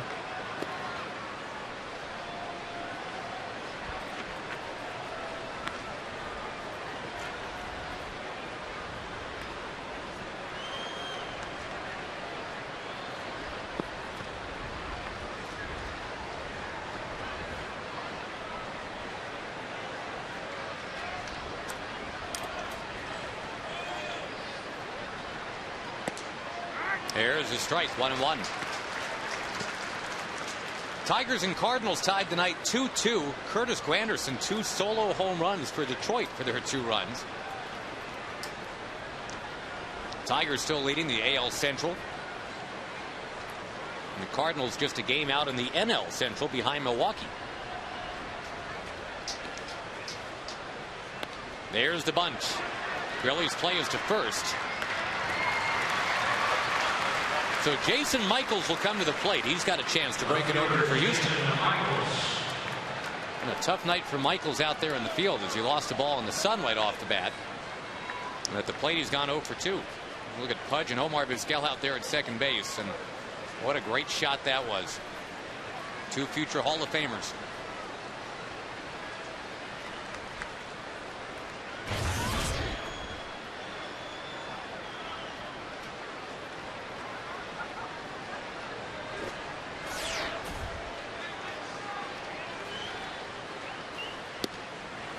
Strike 1 to Michaels.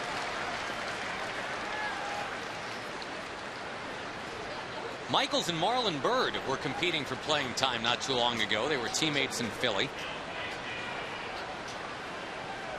Michaels got nosed out, and eventually Marlon Byrd got traded. Quickly, 2 strikes account to Michaels. Well, Michaels got caught in between there. He took a fastball, a pretty good fastball for a strike.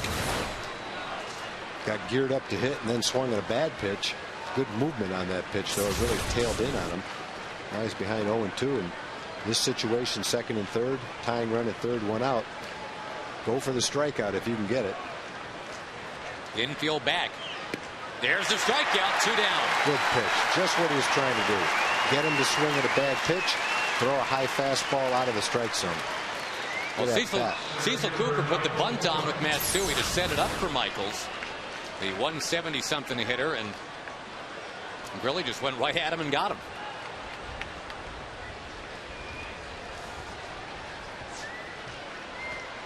And the inning is left to the leadoff man, Michael Bourne, who actually has been very good in this situation this year. Runners in scoring position. Yeah, and you don't discount the bunt right here, because with a man on third, all he's got to do is reach first base to score a run.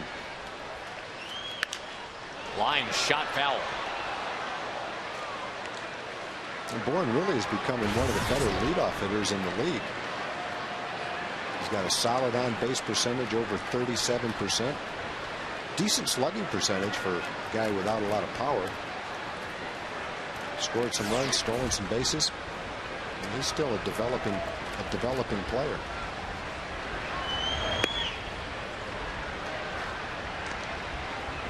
Again, it's Matt Harrison's game to win. It's up to the bullpen to make sure it stays in the Rangers' favor. Rangers with single runs tonight in every inning but the second.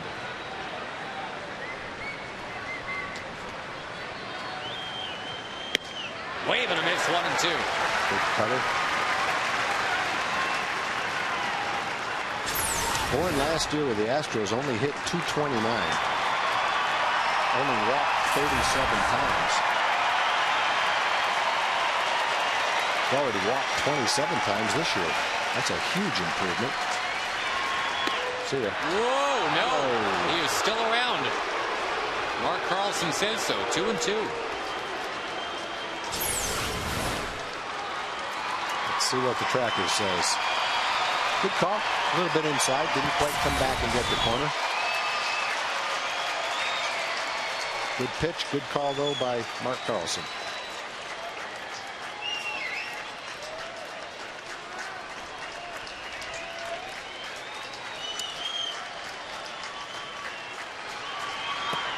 Check swing. Swing at that. No, he went. Bourne is hopping man. But Grilli is out of the inning.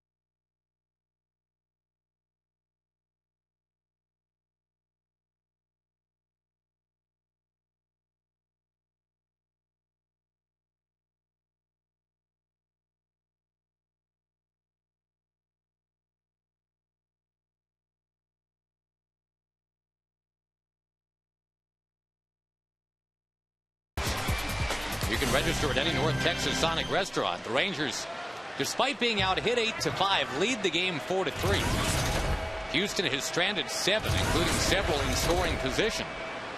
The Rangers have stranded only 1.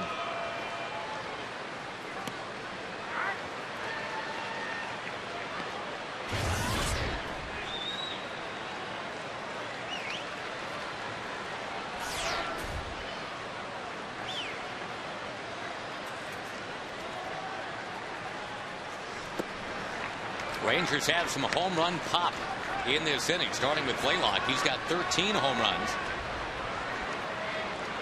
Nelly Cruz on deck. He's hit number 18 tonight.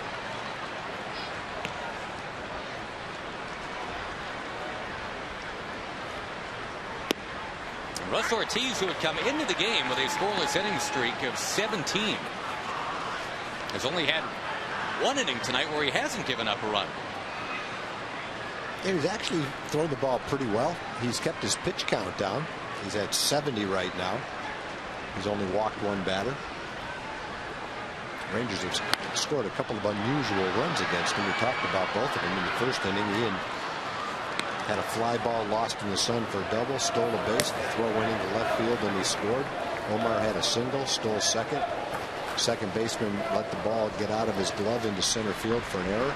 Omar went to third and scored on a sacrifice fly. So that's two of the runs. The other two came on home runs, Saltalamacchia and Cruz. Blaylock sounded like he busted his bat. He's going to get a base hit under the glove of Matsui. I don't know if the ball knuckled on Matsui and that's how it got under him, or if he just couldn't quite get his body behind him. Yeah, I couldn't tell either. It definitely broke his bat. It was not a hard hit ball. It looked, based on the location of the ball, like Matsui might get to it. But no, he just couldn't quite get to it. Just a little bit out of his reach.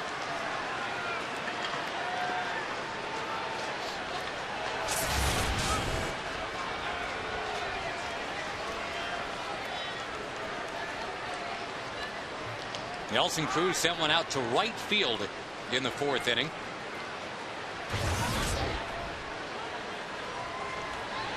Did Brownie go crazy calling it in here? No. Or was he kind of mad? No, I don't know. I'm sure inside he was mad, but he handled it quite professionally. He is a total pro. Did you rub it into the Houston audience? I did a little dance. Well, now they hate us in Houston. See, those are two professionals right there. Yeah, we can't. Well, you can. I don't aspire to that. Shera and Nelson to that name. Cruz in the number 3 spot with his 18th tonight. Here you and I are talking about Kingston Trio and stuff. A strike to Nelly Cruz. I thought Mike Ryder was great. I'm glad we had him up here. He was terrific. As always, a good listen. I was supposed to ask you about Kingston Trio tonight. I'd forgotten about that till he brought it up.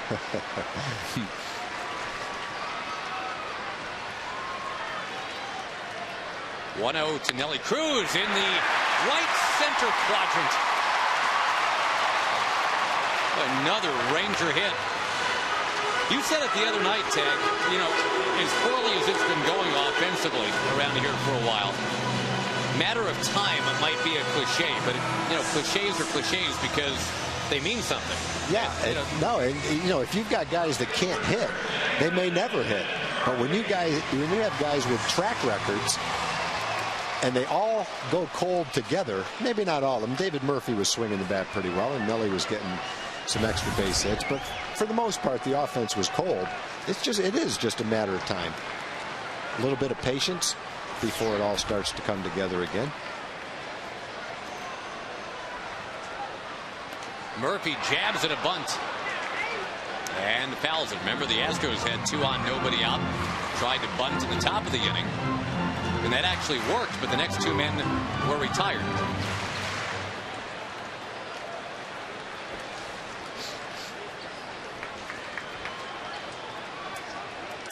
A nice job by Jason Grilli, roaring back to strike out Michaels and then Bourne.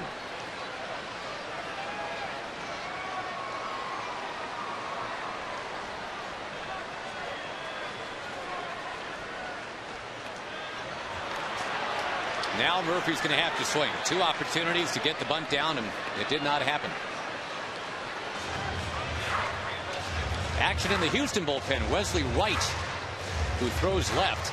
And Chris Sampson, the Dallas native, is the right-hander.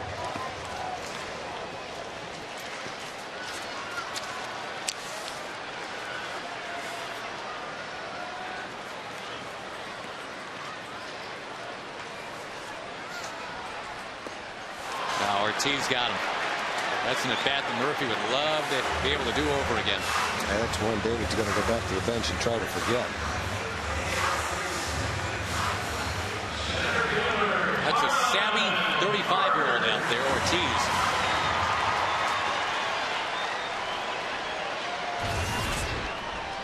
We talk about veteran at bats by hitters all the time. That was a veteran at bat by a pitcher. Yeah, Jason Grilli had one against Jason Michaels. When he needed a strikeout, he went after it and got it.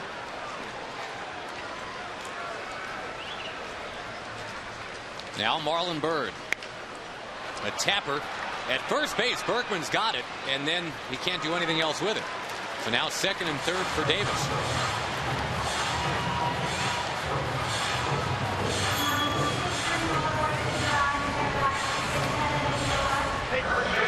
Cecil Cooper's coming out.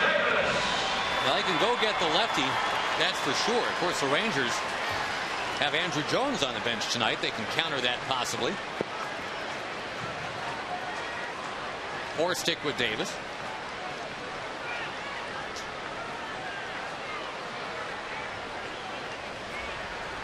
No move has been made yet.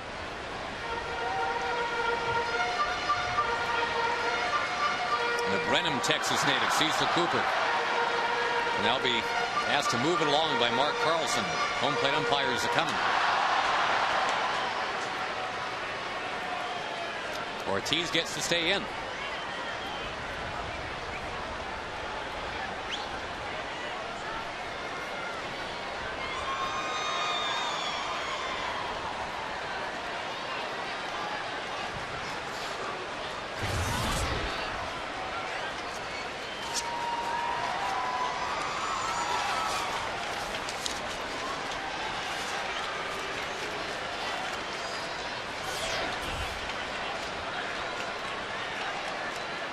Davis currently hitting .202. But of course has been hitting for power. He's got a dozen home runs.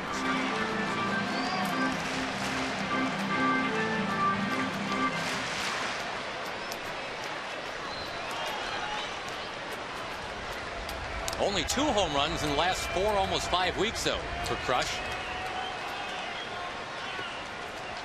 Got a hitter's count here at 2-0. Saltalamacchia on deck.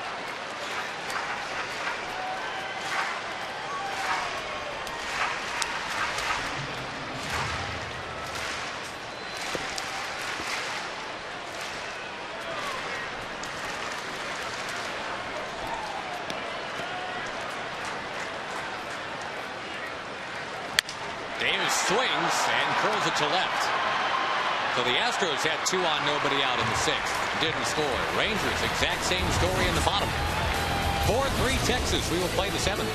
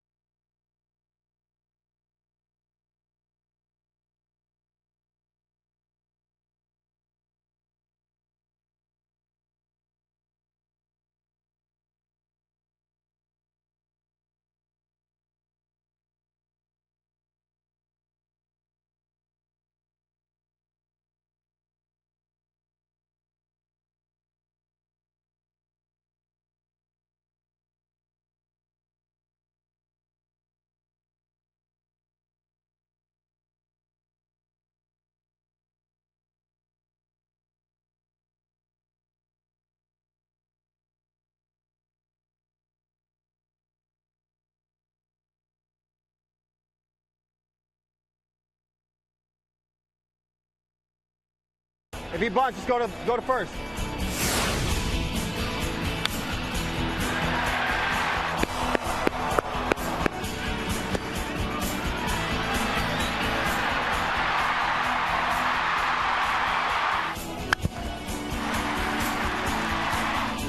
two of the best ever playing with you. Best catcher of all time, best shortstop of all time.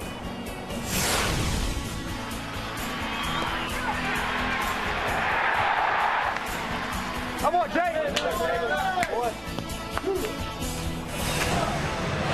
Ian Kinsler mic'd up for your pleasure tonight. What you missed brought to you by On the Border. The Rangers do have a 4-3 lead, and Ian's been right in the middle of everything tonight. A double, a stolen base, a bunt single, a sac fly. On a night that has been a little bit about Pudge Rodriguez, a little bit about Omar Vizquel, and hopefully about a good Ranger bullpen. Darren O'Day takes over for the 7th inning. Pretty good numbers, boy, when you look at the guy that was picked up on a waiver claim from the Mets. And look at the numbers he's putting up here. Can't imagine there's a team in baseball that wouldn't want that kind of performance in their bullpen. Made a little adjustment, moved over to the right side of the rubber. Seems to have had a huge effect. Good command with a sinker, good command with a slider. Great addition to the staff. It's only been a couple of months, but as of right now, this is one of the all-time great waiver claims in the history of the Texas Rangers. You can go team by team, and everybody probably has one waiver claim that they can just kind of trumpet for maybe 10 or 15 years from the point at which they did it.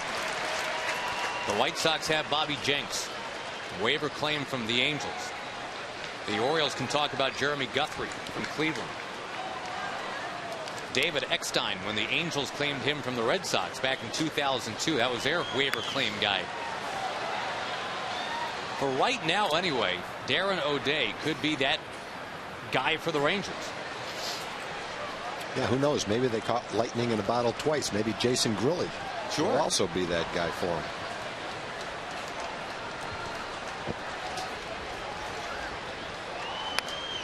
Well, the Red Sox got Bronson Arroyo from the Pirates off a waiver claim in 2003. You just never know.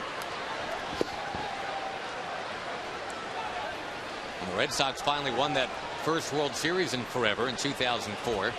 Bronson Arroyo was a big part of that.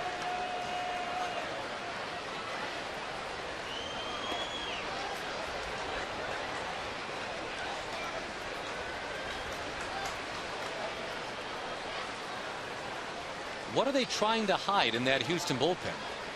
Somebody's warming up and we're not supposed to know who it is? I do not know. Bouncing ball past O'Day. Vizquel will grab it and does not have a play on Keppinger.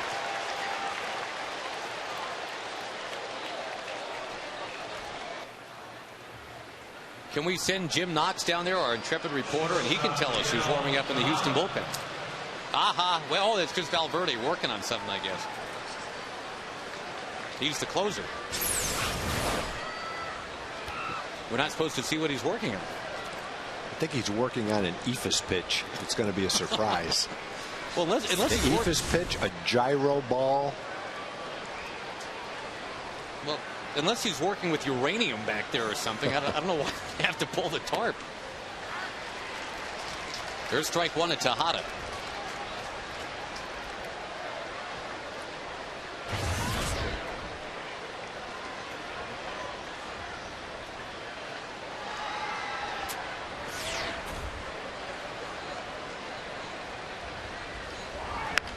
Line shot foul towards that Ranger dugout. Brandon Boggs happy there was a screen in front of him.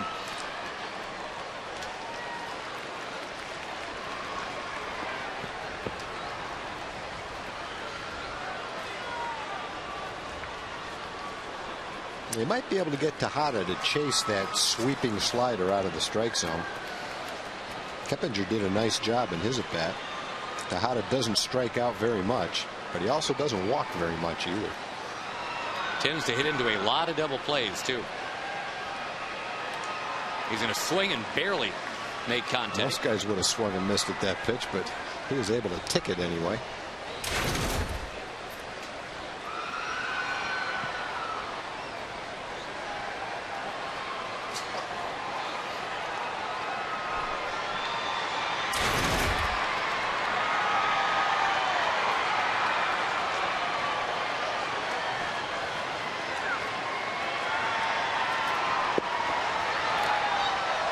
One after that one. Fouls it back. Tejada has been up 256 times. He's only walked 7 times. But he's only struck out 15 times.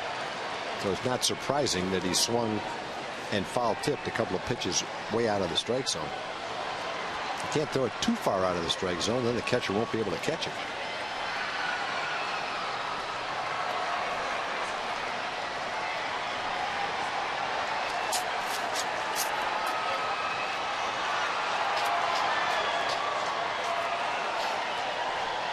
One-time American League MVP Miguel Tejada.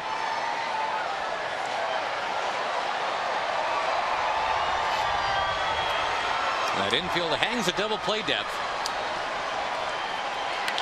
There's that ground ball possibility. Michael Young to Kinsler. Whips it to first. There is the double play. That is some kind of double play right there. That is a tough hop that Michael fielded near the line. Had to make the long throw across the diamond to second base, and then Ian, with quick hands and a strong arm, turned a double play. That is a thing of beauty. You got the base runner running into him, a little bit of a low throw. To turn 2 on that is very nice. There's so many times you'll see a game where that ball goes down the line, takes a little bit of a hop, goes into left field. All of a sudden it's second and third and nobody out. Instead, the Rangers turn a double play and 2/3 of the way out of the inning now. Only Andre Ethier of the Dodgers has hit into more double plays than Tejada this year. And over the last 5 years, he's out in front by 20 double plays. Wow. As Tejada just makes so much contact. Yeah, well, that's one of the. If he swung and missed at one of those pitches, he would have been better off than hitting into the double play. Ball and a strike to Carlos Lee.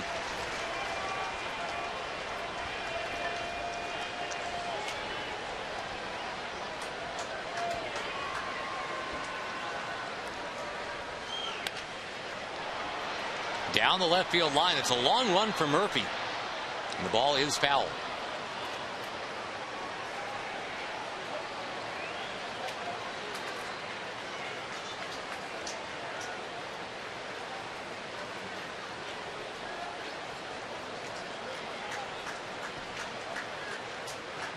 The Rangers trying to get to 5-0 against Houston.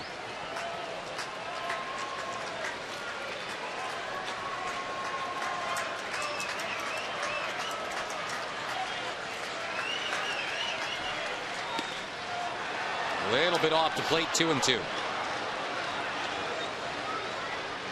Rangers trying to keep pace with the Angels. They already won earlier today. Rangers trying to keep a 2-game lead on the Halos.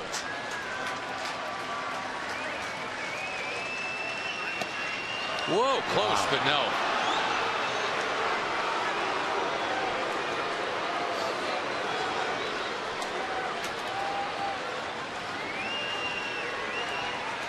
Number 5 could have been a strike. That wasn't just close. That was a strike.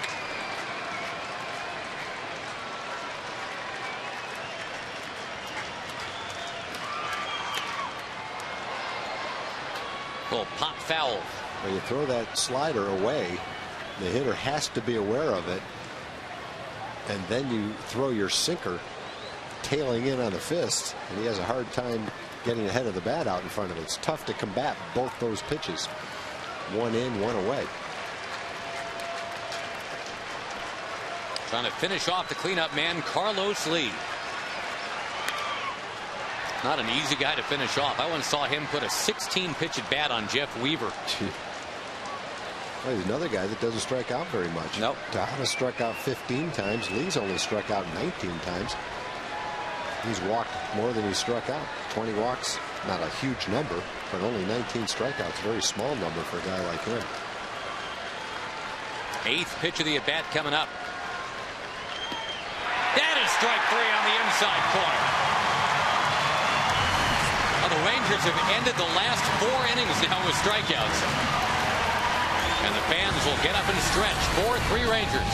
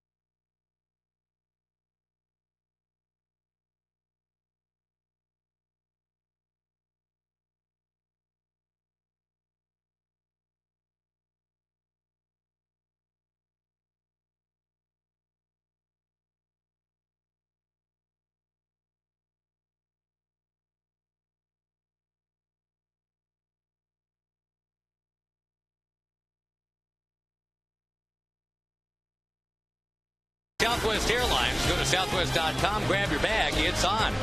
By Steel. Yard Care Solutions start at steeldealers.com, and by the state of Texas Department of Transportation. Not buckling up can cost you $200. Click it for a ticket.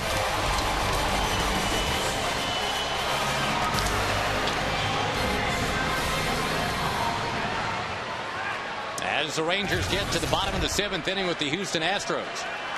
A pitching change at hand.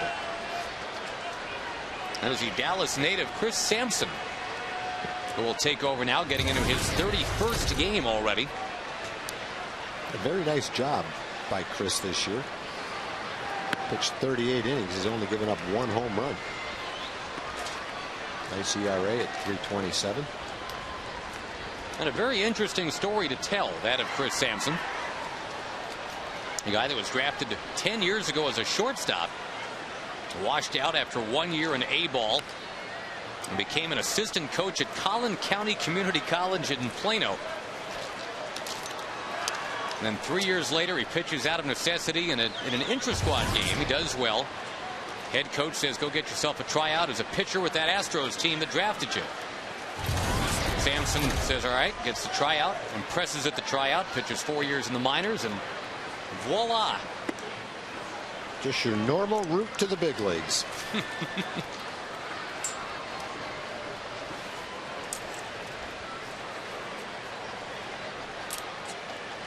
Looking at your Firestone in-game Rangers box score. Saltalamacchia batting in the bottom of the 7th. The Rangers trying to extend their lead. Seeing if they can make it 5-0 against the Astros this year.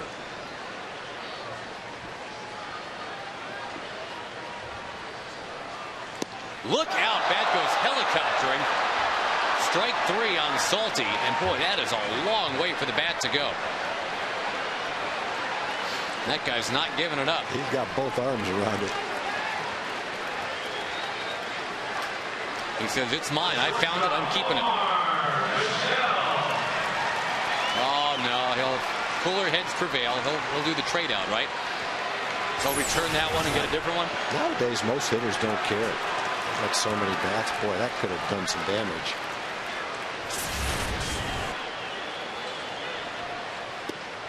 Omar Vizquel now has already tied Luis Aparicio. Most hits ever by a native of Venezuela. Now a chance to set the record right here.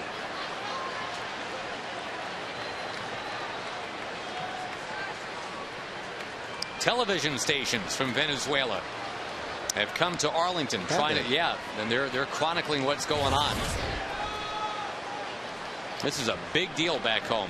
Well, you know, Omar's only playing once every 4 or 5 days. He definitely wants to do it right here. Could be his last at bat of the night. To right field, and Hunter Pence is going to settle under it. He's got it.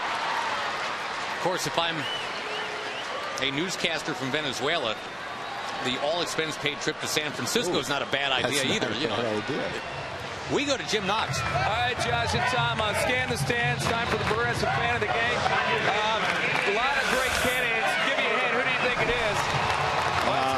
The hot dog. The hot dog. Hillary the hot dog. Why the hot dog outfit? Well, it was a little bit of a dare tonight for dollar hot dog night, but we're having a great time. Big Rangers fans. I want to say hi to my mom, my dad, my sisters, my nieces and my nephews, and Andrew. Sounds like an acceptance speech. All right, here it is. Progressive Fan of the Game. You got a T-shirt, a hat, everything else. Congratulations. Love the hot dog contest. And let's see. Get the hat situated. Do you relish the award? No, I'm just kidding. I'm very excited about this. Thank you. Thank you very much. Thank you. We'll catch up to you later. All right. Okay. See you later. Okay. All right. Thank you, everybody. Thank you, Jim. Thank you, hot dog. Ian Kinsler pops it up, and the Rangers are done batting in the 7th. Rangers 4 and the Astros 3. We'll play the 8th when we come back.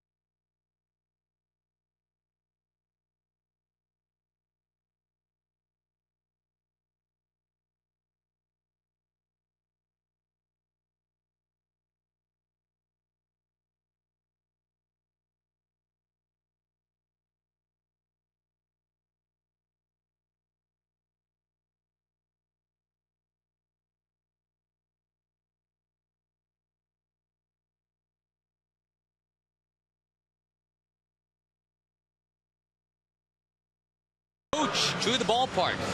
See the Rangers take on the Padres. Advanced registration is required. Forms are available at Petco locations or sign up at TexasRangers.com/dogday.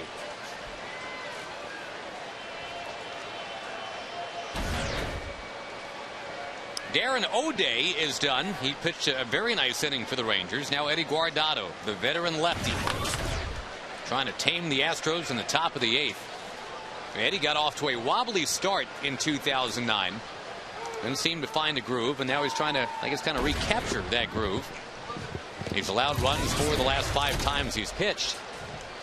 This is a tough part of the order here. You got Berkman, then Pence, and then Pudge. Ball and a strike to Berkman, the switch hitter.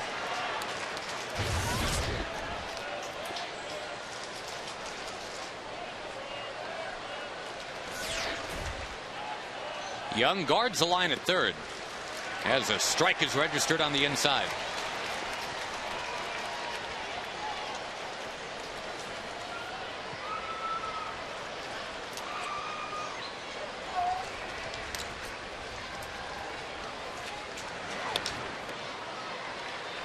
Still 1-2. And some finals trickling in here. Tag. The Blue Jays have defeated the Phillies 7-1. Scott Richmond, 11 strikeouts in that game. Wow.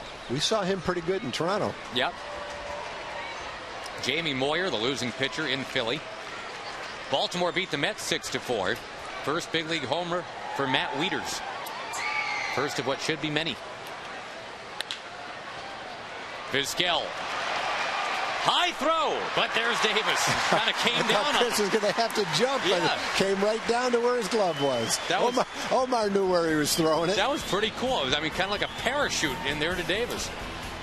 Now, speaking of defense, the Home Depot presents doing more on defense. So double play turn last inning was something.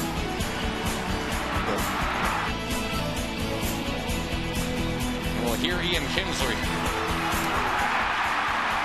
Sick feed, dude. Perfect feed. Is that what they told you to make a running cat? Sick D, dude. I never heard that one. Sick D means really nice defense. I'm translating. Okay. I speak Kinsler. I figured that out. Yeah. Omar doesn't have the arm strength that he did when he was 30. But he still has the ability to get the ball to first base before the hitter gets there, and that's all that counts. How about Eddie just firing one right by Hunter Pence? Well, you know, that one he's fired by him was 89 miles an hour. You know, Eddie's stuck with the delivery, full windup with nobody on base.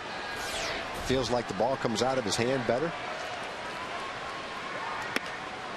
It was 87 miles an hour. You know, you think of Eddie, and a lot of times earlier in the year it was maybe 84, 85, but lately it's been more 86 to 88 with an occasional one at 89.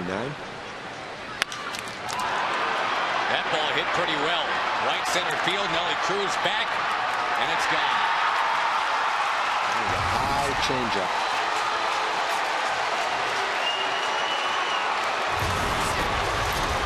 To tie the game 4-4.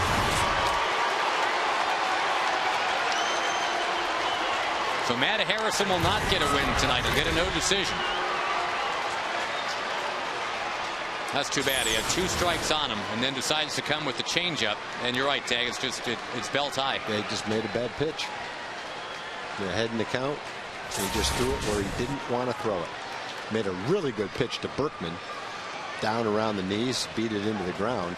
And he was trying to keep, I'm sure, this ball down and away, but got a little too much of the plate, especially tonight. If a guy's got some power to the opposite field, get it up in the air, it's got a chance. So now Pudge on what has been his night, the night that he's broken the record for most games caught in the big leagues. He'll spin one out of play, 1-2.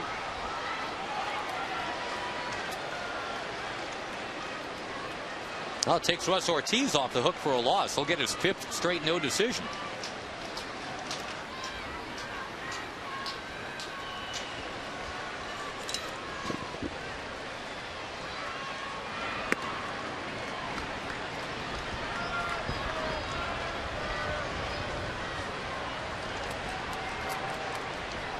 Rangers had a chance to go up by more than just the 1 run back in the 6th inning. They had 2 on nobody out but couldn't score. And now, sure enough, Houston ties it on the Hunter Pence home run.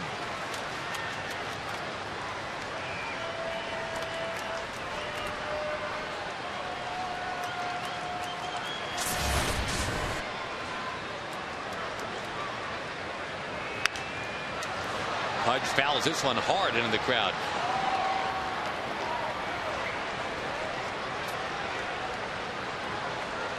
Well, the Rangers will have 2, 3, 4 in the order coming up in the bottom of the inning.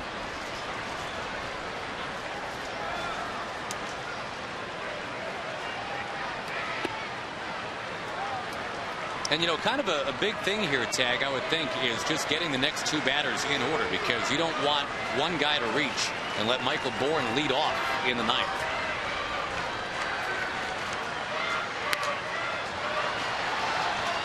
Another quick reminder, the limited edition Louisville Slugger commemorative Pudge Rodriguez bat, available at BigTimeBats.com or by calling that number on your screen.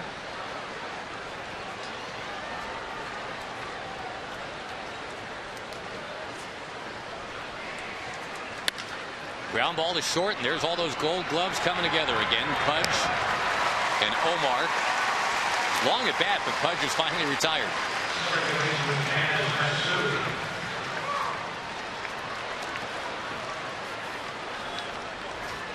"24 Gold Gloves involved in that play right there. Pudge hits it to Omar.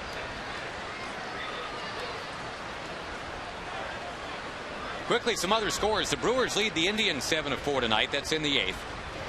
Cardinals 3-2 on the Tigers now in the 7th. And whoa, Nelly, the Nationals have defeated the Yankees in the Bronx tonight, 3-2. Big win for them. Adam Dunn's home run is the difference. Adam Dunn has more home runs than his team has wins. It is 18-17. And the Wanger, unfortunately, was the losing pitcher for the Yankees. Chien-Ming Wang is now 0-5. At least he didn't give up 8 runs today. Nope, it was only 3. Ball and 2 strikes to Matsui.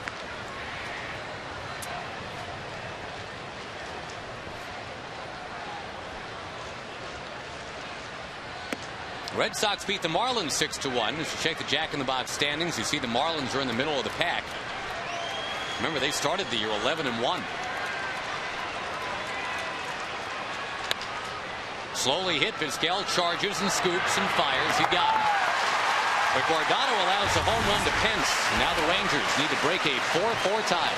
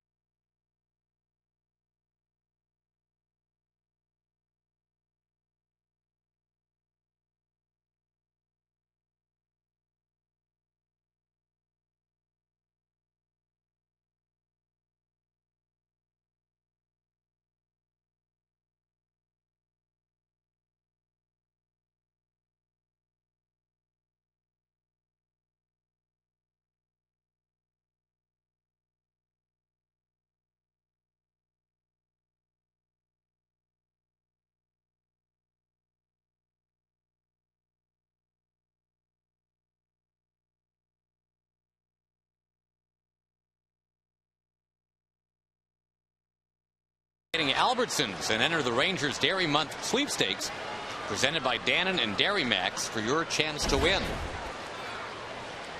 Nice big Wednesday night crowd. It's a 4-4 ball game. LaTroy Hawkins will stand and deliver at 94 miles an hour to Michael Young.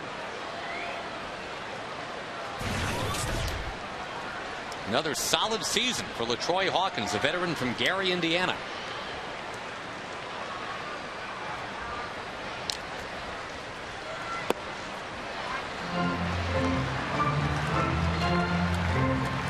Well, the Rangers have scored single runs in the first, third, fourth, and fifth. Now looking to break a 4-4 tie in the eighth.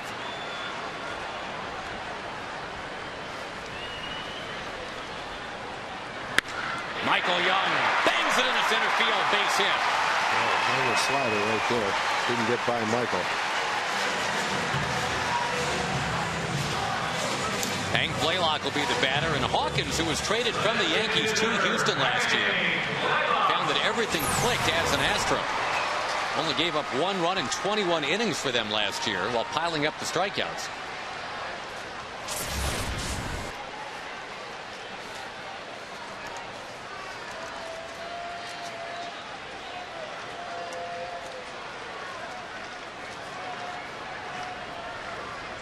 Blaylock, big swing. He's down 0-1.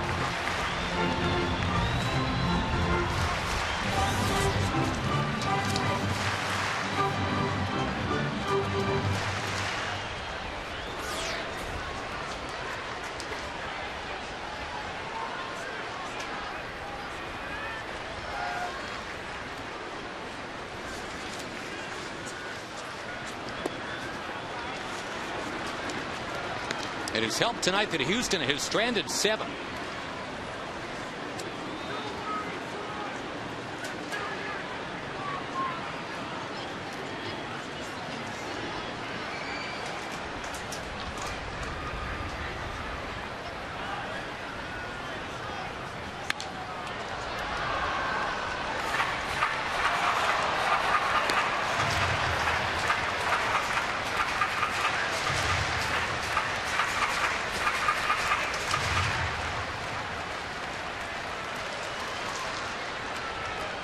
Nelly Cruz waits on deck.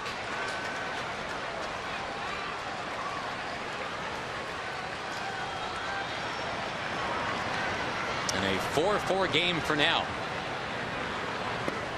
Blaylock down on strikes. A good slider from Hawkins. Nelly Cruz is already homered tonight. Our Coors Light freeze can will take you back to when he hit it in the 4th inning off the starter Russell Ortiz.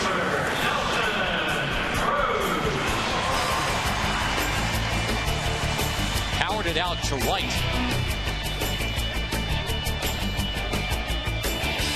As Nelly did against LaTroy Hawkins about a month ago. Powered it out to right.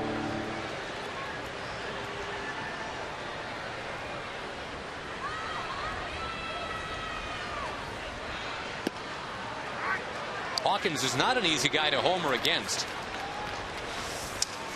In fact, at the time the Cruz hit the one off Hawkins, he had not allowed a home run all year. But that was about a month ago, different ballpark.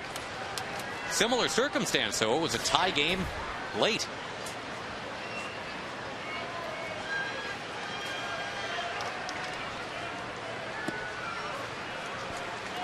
May 22nd, it was actually 5-5 instead of 4-4. And there it went.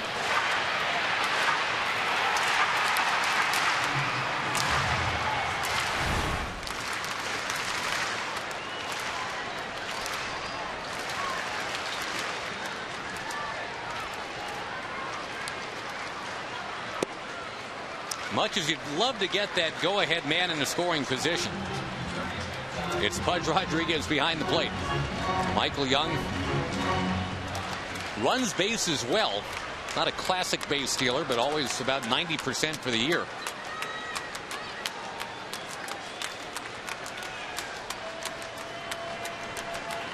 Not going. The 2-1 pitch. Roped into left field. Right at Michaels. That was a rocket, boy, a hanging slider. He gets that up a little bit. It goes into the deck above the restaurant. Hawkins got away with one right there. He's looking out towards center field. He knows it. pitch is right down the middle of the plate.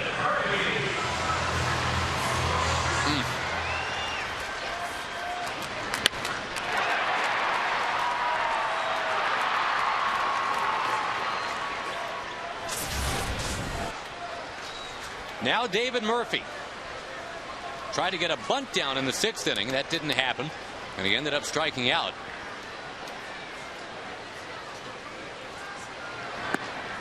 Taking strike one here.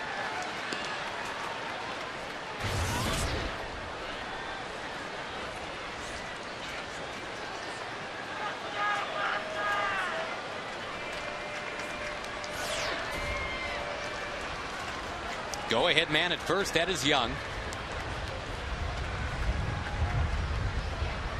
There he goes. Good jump, and Murphy with a foul.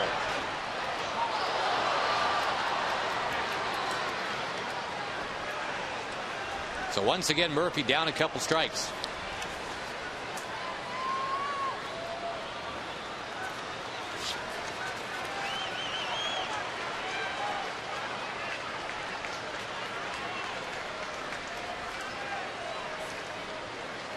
Nine 1-2 in the order for Houston coming up when we roll over to the 9th.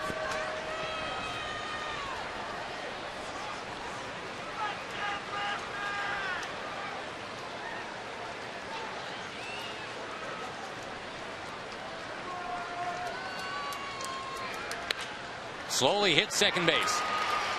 And the Rangers had the leadoff man on, but they could not get him around and in. We will go to the 9th. Rangers 4 and the Astros 4.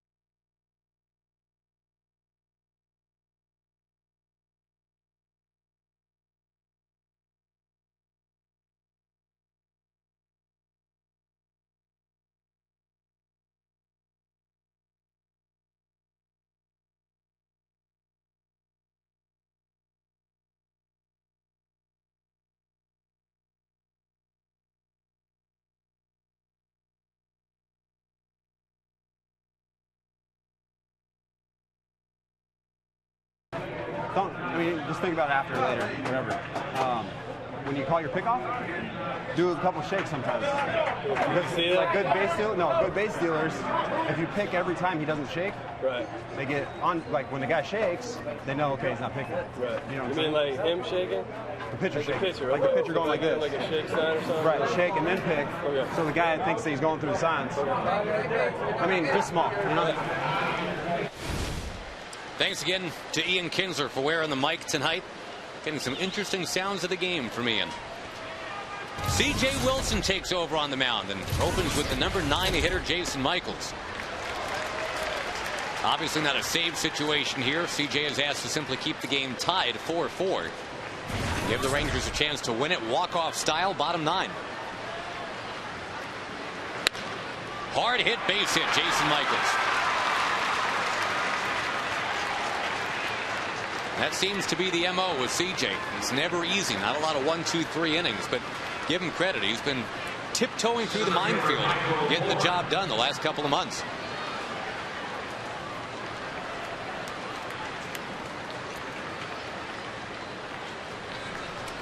Yeah, this gets a little hairy here now with Bourne up there.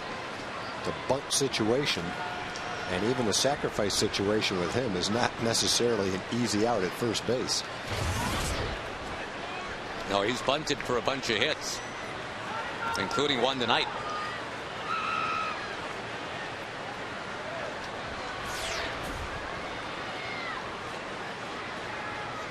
Young is in at third.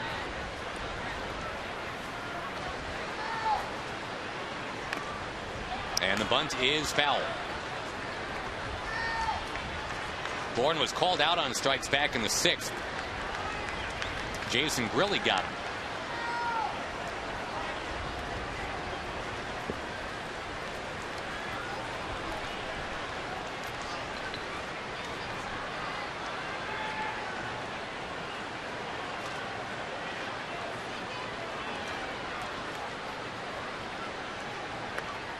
This bunt right out there for Saltalamacchia. Wings it down there to second and got him. Had to be spot on with the throw, and he was. Still have to worry about Bourne. He can go ahead and steal second now. And it would still be runner at second, one out. But for now, the Rangers have it a little better. 1 on, 1 out.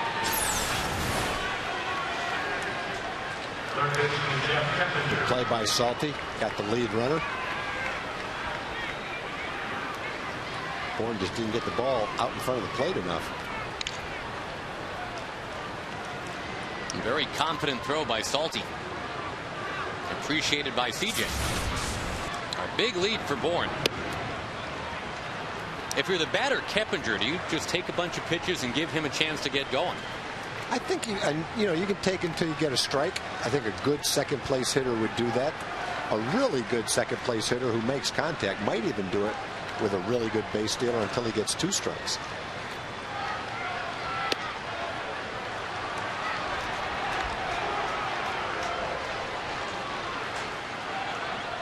Here, though, it's 2-0.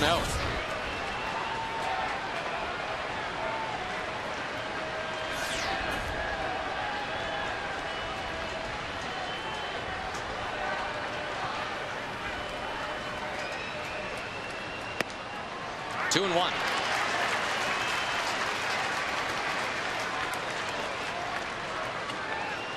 Keppinger 1 for 4 with an infield hit tonight.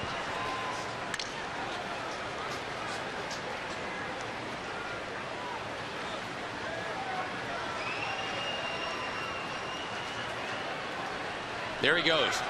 Wave and a miss. Saltalamacchia throwing down. Got him! That's 2 down there from Salty in the last minute for 2 outs. And that took a perfect throw. He got him. It took a perfect throw right on the base runner. As he got there, the ball arrived. With the speedy Bourne trying to get into scoring position. There's the throw right on his back leg. Close play. Rangers get the call. Could have gone either way. Wow, look at that. They got him. I think they got him. He touched his back leg before the front leg got the bag. Good call. Ball, glove, leg all arrive at the same time. Good throw. Good throw. Good tag. Now you got to finish off Keppinger. 2 and 2. Tejada on deck. You do not want Tejada batting with the game on the line. Well, ideally get Keppinger right here. Keep your pitch count down. Score and the game's over.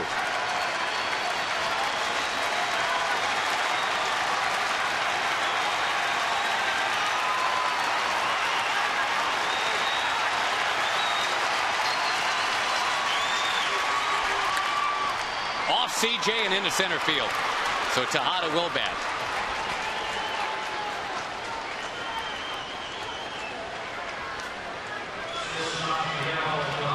As we said, always interesting.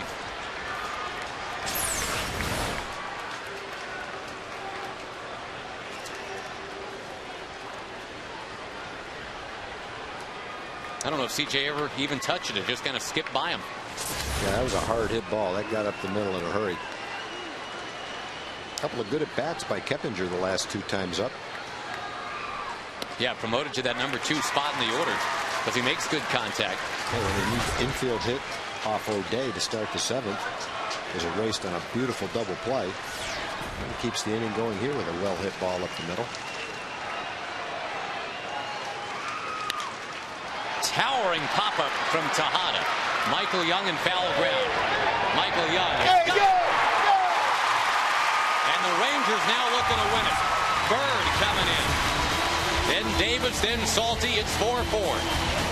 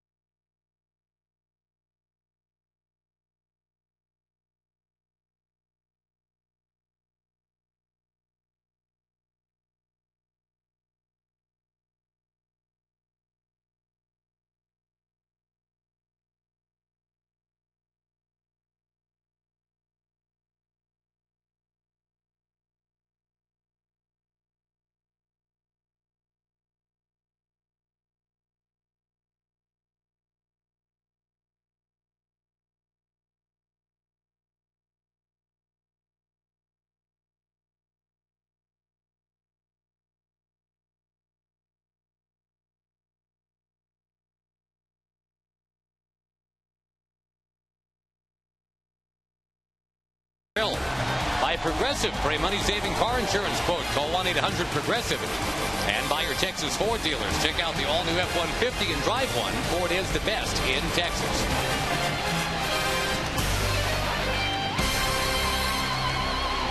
Jose Valverde, the closer, comes in here in a tie game. Bottom 9. Big, hard-throwing, nasty. And here's Marlon Byrd, who takes one towards the alley. Right center field. Marlon around first. Wheeling towards second. He's going to make it. Leadoff double. Valverde came in throwing heat, and Marlon hit some heat to right center field. Valverde, one of the better closers in baseball, saved 91 games the last 2 years. He grooves a fastball. It doesn't matter what the velocity is with that pitch. Marlon can turn it around.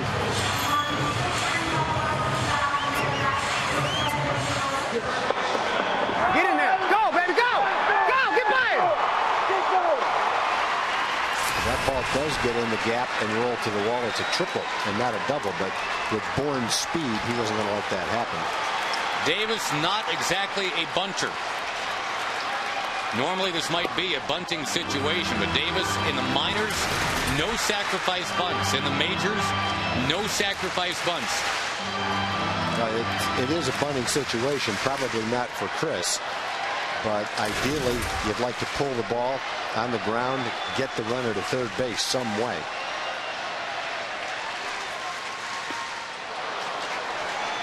Valverde has only pitched 9 innings this year. He's been on the disabled list. He's given up 3 home runs in 9 innings. He's also struck out 14 batters.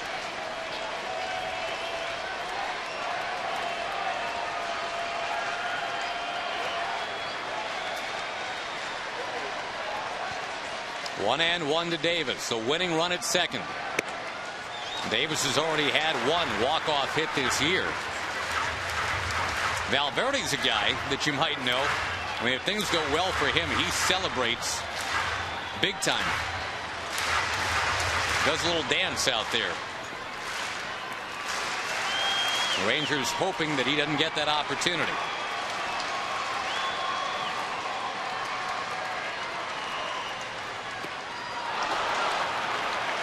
Two and two the count. And again, Davis being asked to make some contact, move that winning run to third. You know, that's the ball that Chris has to learn to lay off of. Even it's a fastball count, but if you get so geared up to hit the fastball that you swing at that pitch, You're almost defeating the purpose.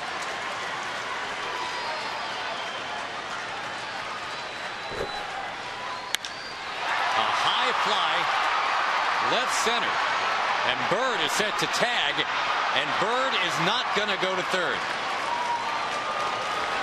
There was some confusion momentarily as to who would take it out there, Michaels or Bourne. The ball was slicing away from Bourne. I'm sure he called for it and then just stuck with it.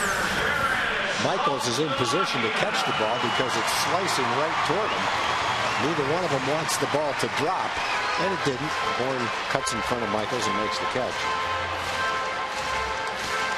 Now, I wonder, Tag, if Vizquel wasn't already in the starting lineup tonight, would that have been a spot where maybe they pinch hit Vizquel to bunt? And only for that reason, pinch hit him to bunt. It's possible. Possible. Of course, Omar is in the starting lineup, kind of a moot point. In fact, he's on deck as the potential winning guy. Might not even get there. Saltalamacchia could end it right here with a base hit.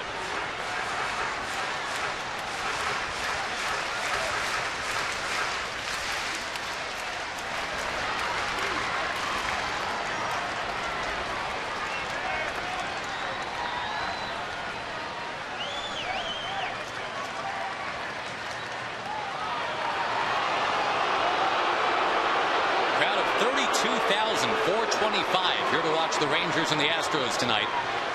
A night where Pudge has made history. Omar Vizquel has tied history.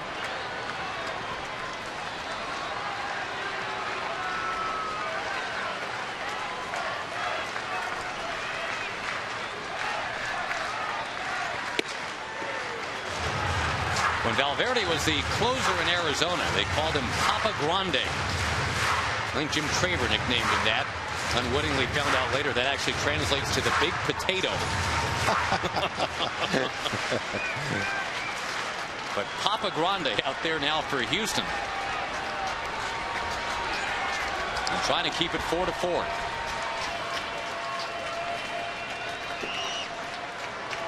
Bourne is really shallow in center field. In for a strike, 1 and 2. Take you back to the third inning, Tag, when Saltalamacchia against Russ Ortiz was able to launch one to center.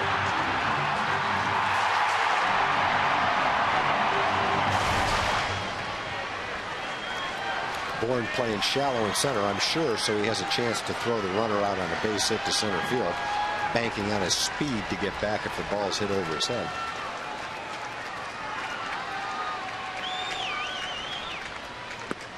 Boy, that first pitch of the inning was hammered for a double, but the next 9 pitches have all been pretty good. And ooh, looks like Omar is going to be called back. Does not get the chance to break that Luis Aparicio record here. They're going to pinch hit Andrew Jones. Jones is 2 for 4 lifetime against Valverde with a home run. Maybe that's what Ron Washington is looking at. Omar, though, 3 for 8 against Valverde, including 2 for his last 2, 3 for his last 4. The Wash must have a hunch about how Jones can do against Valverde as opposed to Vizquel.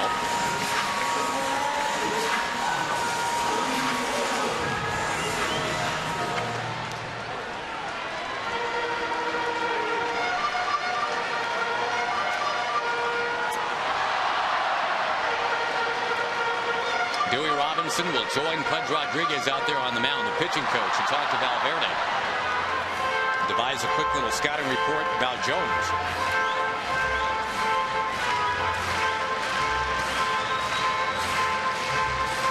And the frustrating part of the inning so far, Tag, is that the Rangers have not moved Bird off of second base. That is bad with Davis, where yes, he did make contact, but it was to left, and Bird was unable to scoop to third.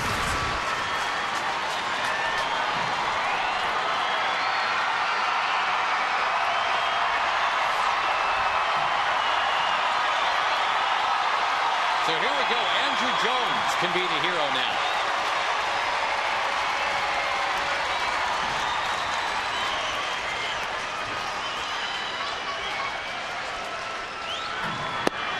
He will take strike one.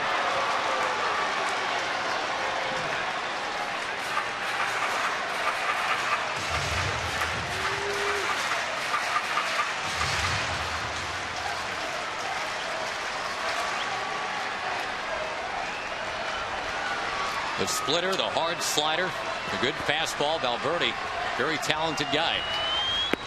And blows it by Jones.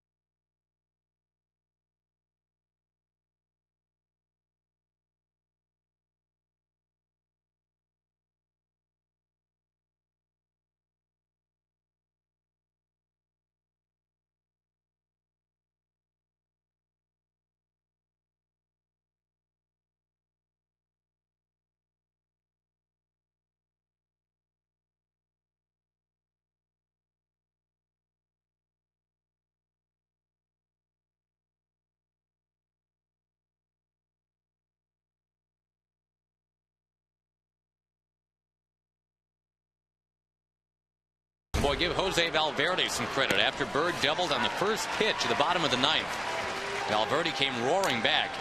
Elvis Andrus takes over at short for Vizquel. He was pinch hit for it.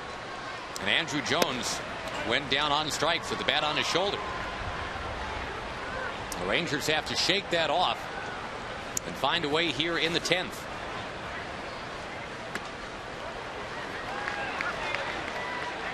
Got some home run hitters up here for Houston, beginning with Carlos Lee. The former Rangers already hit one out tonight.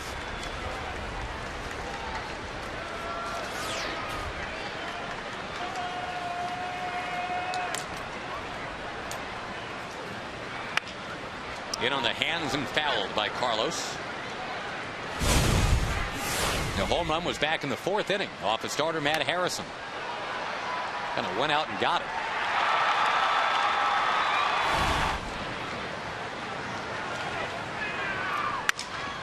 Broke his bat.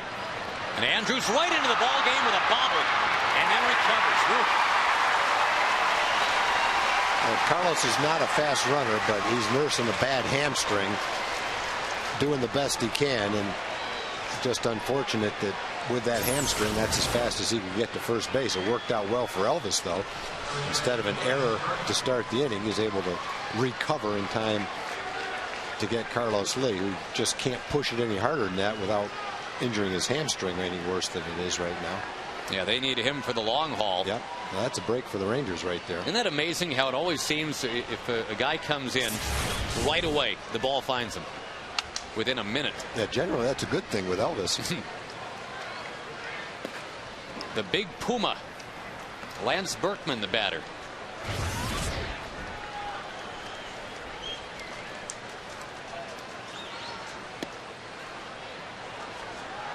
Now, CJ has gotten 4 outs already and is just now to 20 pitches, so it's not like he's been stretched out ridiculously here.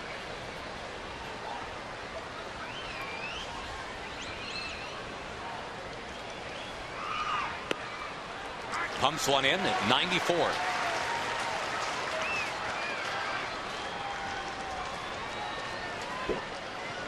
Updating some other scores, there's another extra inning game going on. The Indians and Brewers now tied 8-8 in the 10th inning. Wilson has got it. A couple of weak dribblers right there. The underhand toss to Davis, route number 2. Now they got to deal with Hunter Pence, who's a triple away from the cycle tonight. His home run in the 8th inning is why we're still playing ball right now.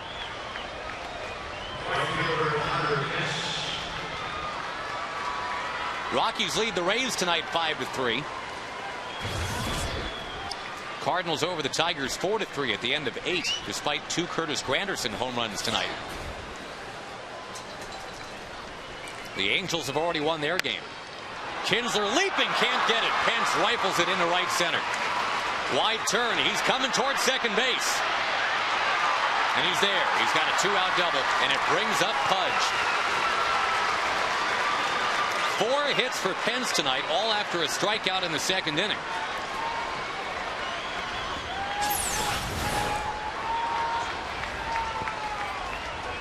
Just kind of carving that ball into right center field. Nelly Cruz too late with the throw. Good throw by Nelly. Just excellent speed by Hunter, and he never slowed down. He was going double all the way right there. Well, and could this have come down any other way tonight? The night that everybody's celebrating Pudge Rodriguez. Game on the line in the 10th. And he's got a chance to put Houston ahead.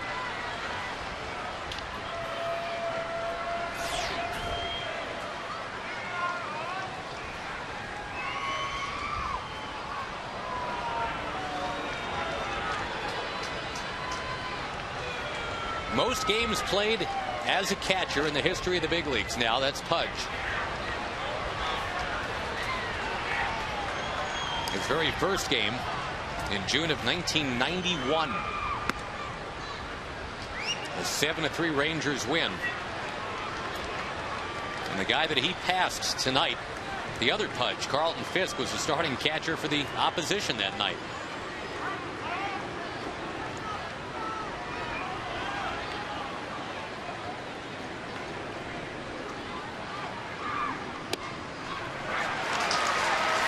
Gold Gloves, 14 All-Star appearances.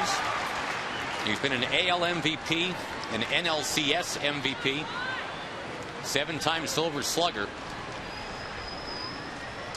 And now trying to put Houston ahead in Arlington.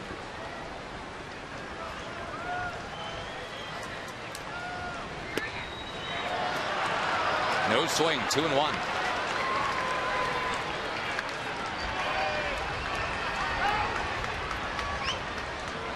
The Arlington native, Hunter Pence, a guy that grew up watching Pudge play here.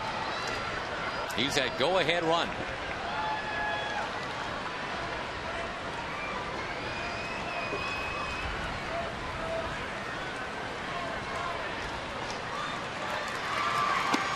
Three and one. Kaz Matsui on deck. Pudge, of course, not known for his keen eye at the plate. Doesn't walk a lot. But it's 3-1 to him here.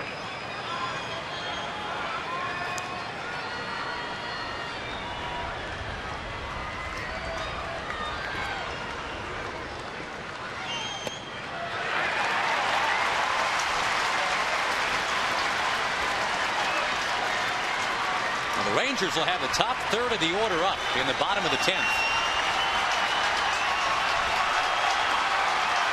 Right here, 3-2 to Ivan Rodriguez.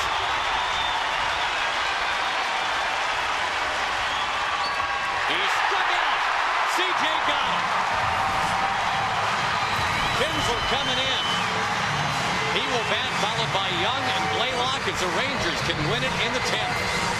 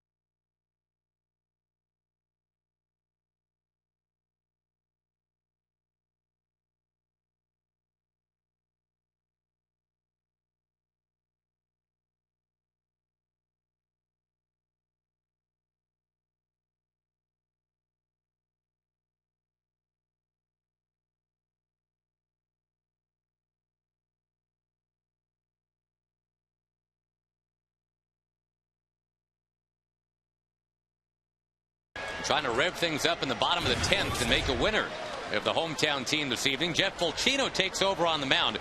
The Astros get just the 1 inning out of Jose Valverde.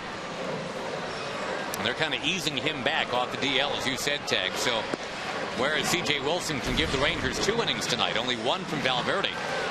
And a nice job by C.J. to pitch out of a jam in the top of that 10th inning. Yeah, he made some good pitches to Pudge. He got behind in the count 3-1. He threw him a couple of sliders. One for a called strike, and then the next one a little bit lower that Pudge offered at and missed. That was with Hunter Pence, the go-ahead run at second base.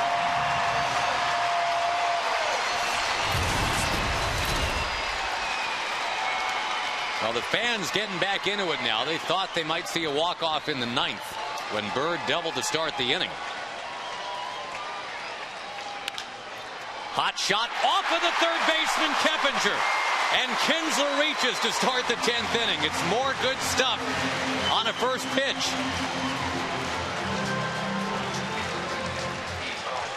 That's an error on Keppinger, who is essentially the third-string third baseman for Houston.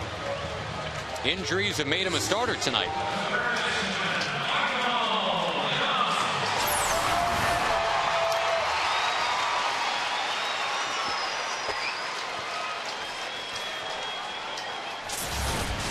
Now Michael Young with Blaylock on deck. Remember, the Rangers did not bunt last inning. I don't think they'll bunt right here with Michael either. Keppinger is in on the grass at third, just in case. I don't think he's really sold on it either, but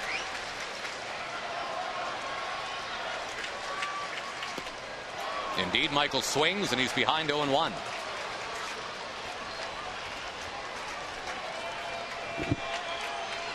We got the hole to shoot for past first base. Got a fast runner at first. A lot of things you can try. You could try a stolen base or a hit and run. It's funny, when Michael first broke in, and I guess this is true of a lot of hitters, he was asked to bunt a lot. There goes Kinsler. Good jump. And Punch couldn't get the throw away. Kinsler belly flops in at second base. The winning run in scoring position. Nobody out. Well, Ian steals bases, and most of them are when you need them. He doesn't steal them just for the sake of stealing them, and that's a big stolen base right there. Now ground ball to the right side, moves the runner over to third base. Had a good jump, too. Remember, the Rangers could not get the man from second to third last inning. Asking Michael Young to do it here. That was a swing designed to take it to right field.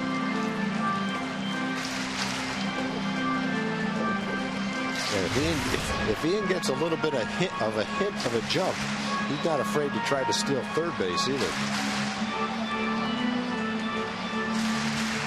Michael Young had 25 sack bunts, Tag, in his first 200 big league ball games, but in his last 1,100 big league ball games, he's had 0. Yeah, he wasn't a 340 hitter his first 200 games. Right. That's right, lay off it.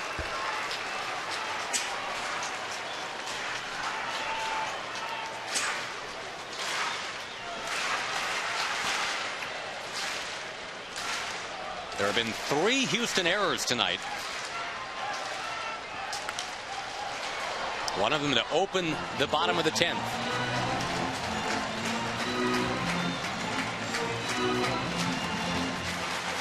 Kinsler 2 steals tonight off the future Hall of Famer Pudge Rodriguez.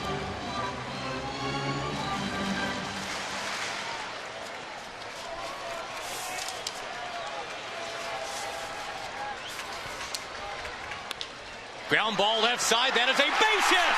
Kinsler to third. Told to hold. And the hero can be Blaylock now. 4-4, bottom of the 10th.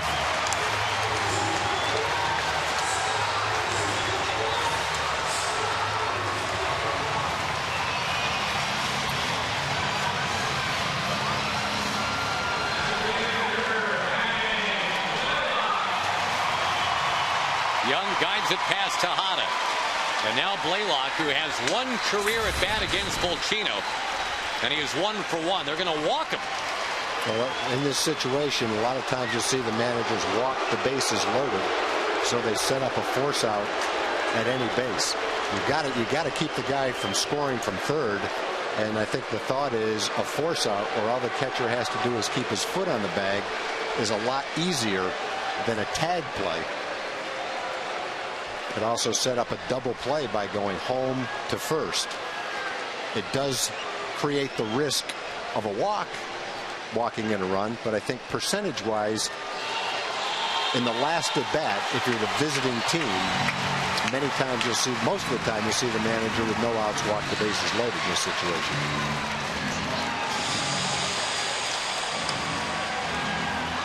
Nolan's seen a pretty good ball game tonight. 4-4, bottom 10. Nelson Cruz will come to the plate.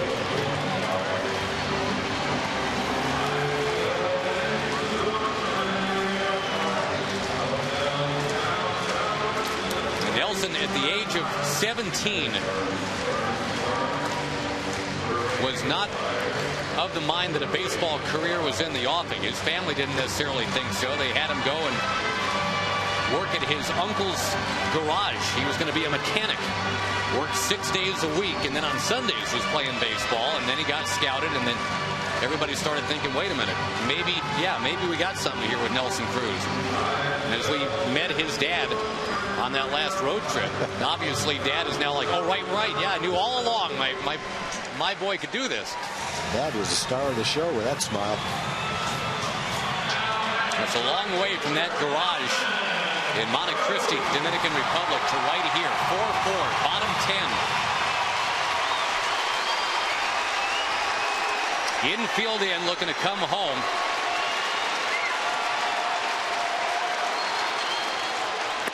Ooh, that almost hit him. That would have ended the game right there. In this situation, not only does the infield have to come home, the outfield has to move way in as well, because any ball deeper than where they are right now is a sacrifice fly anyway. So you move the outfield way in, they might cut off a base hit.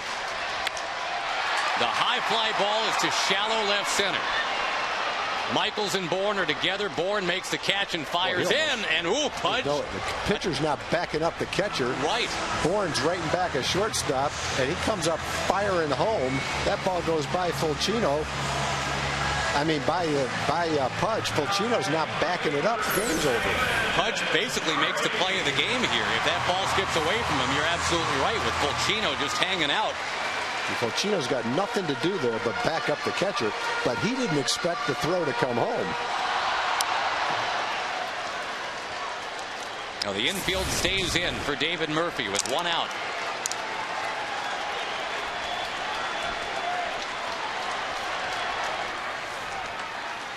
How about this? The guy that grew up the big-time Astros fan in Spring, Texas, just outside of Houston, has a chance to beat Houston.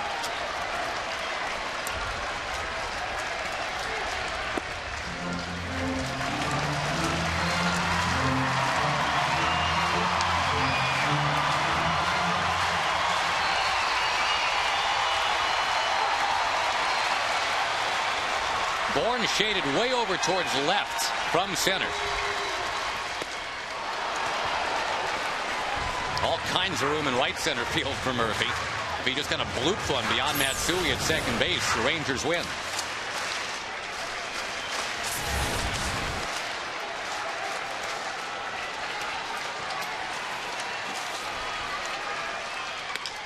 To left field. Base hit. Here comes Kinsler. Ball game.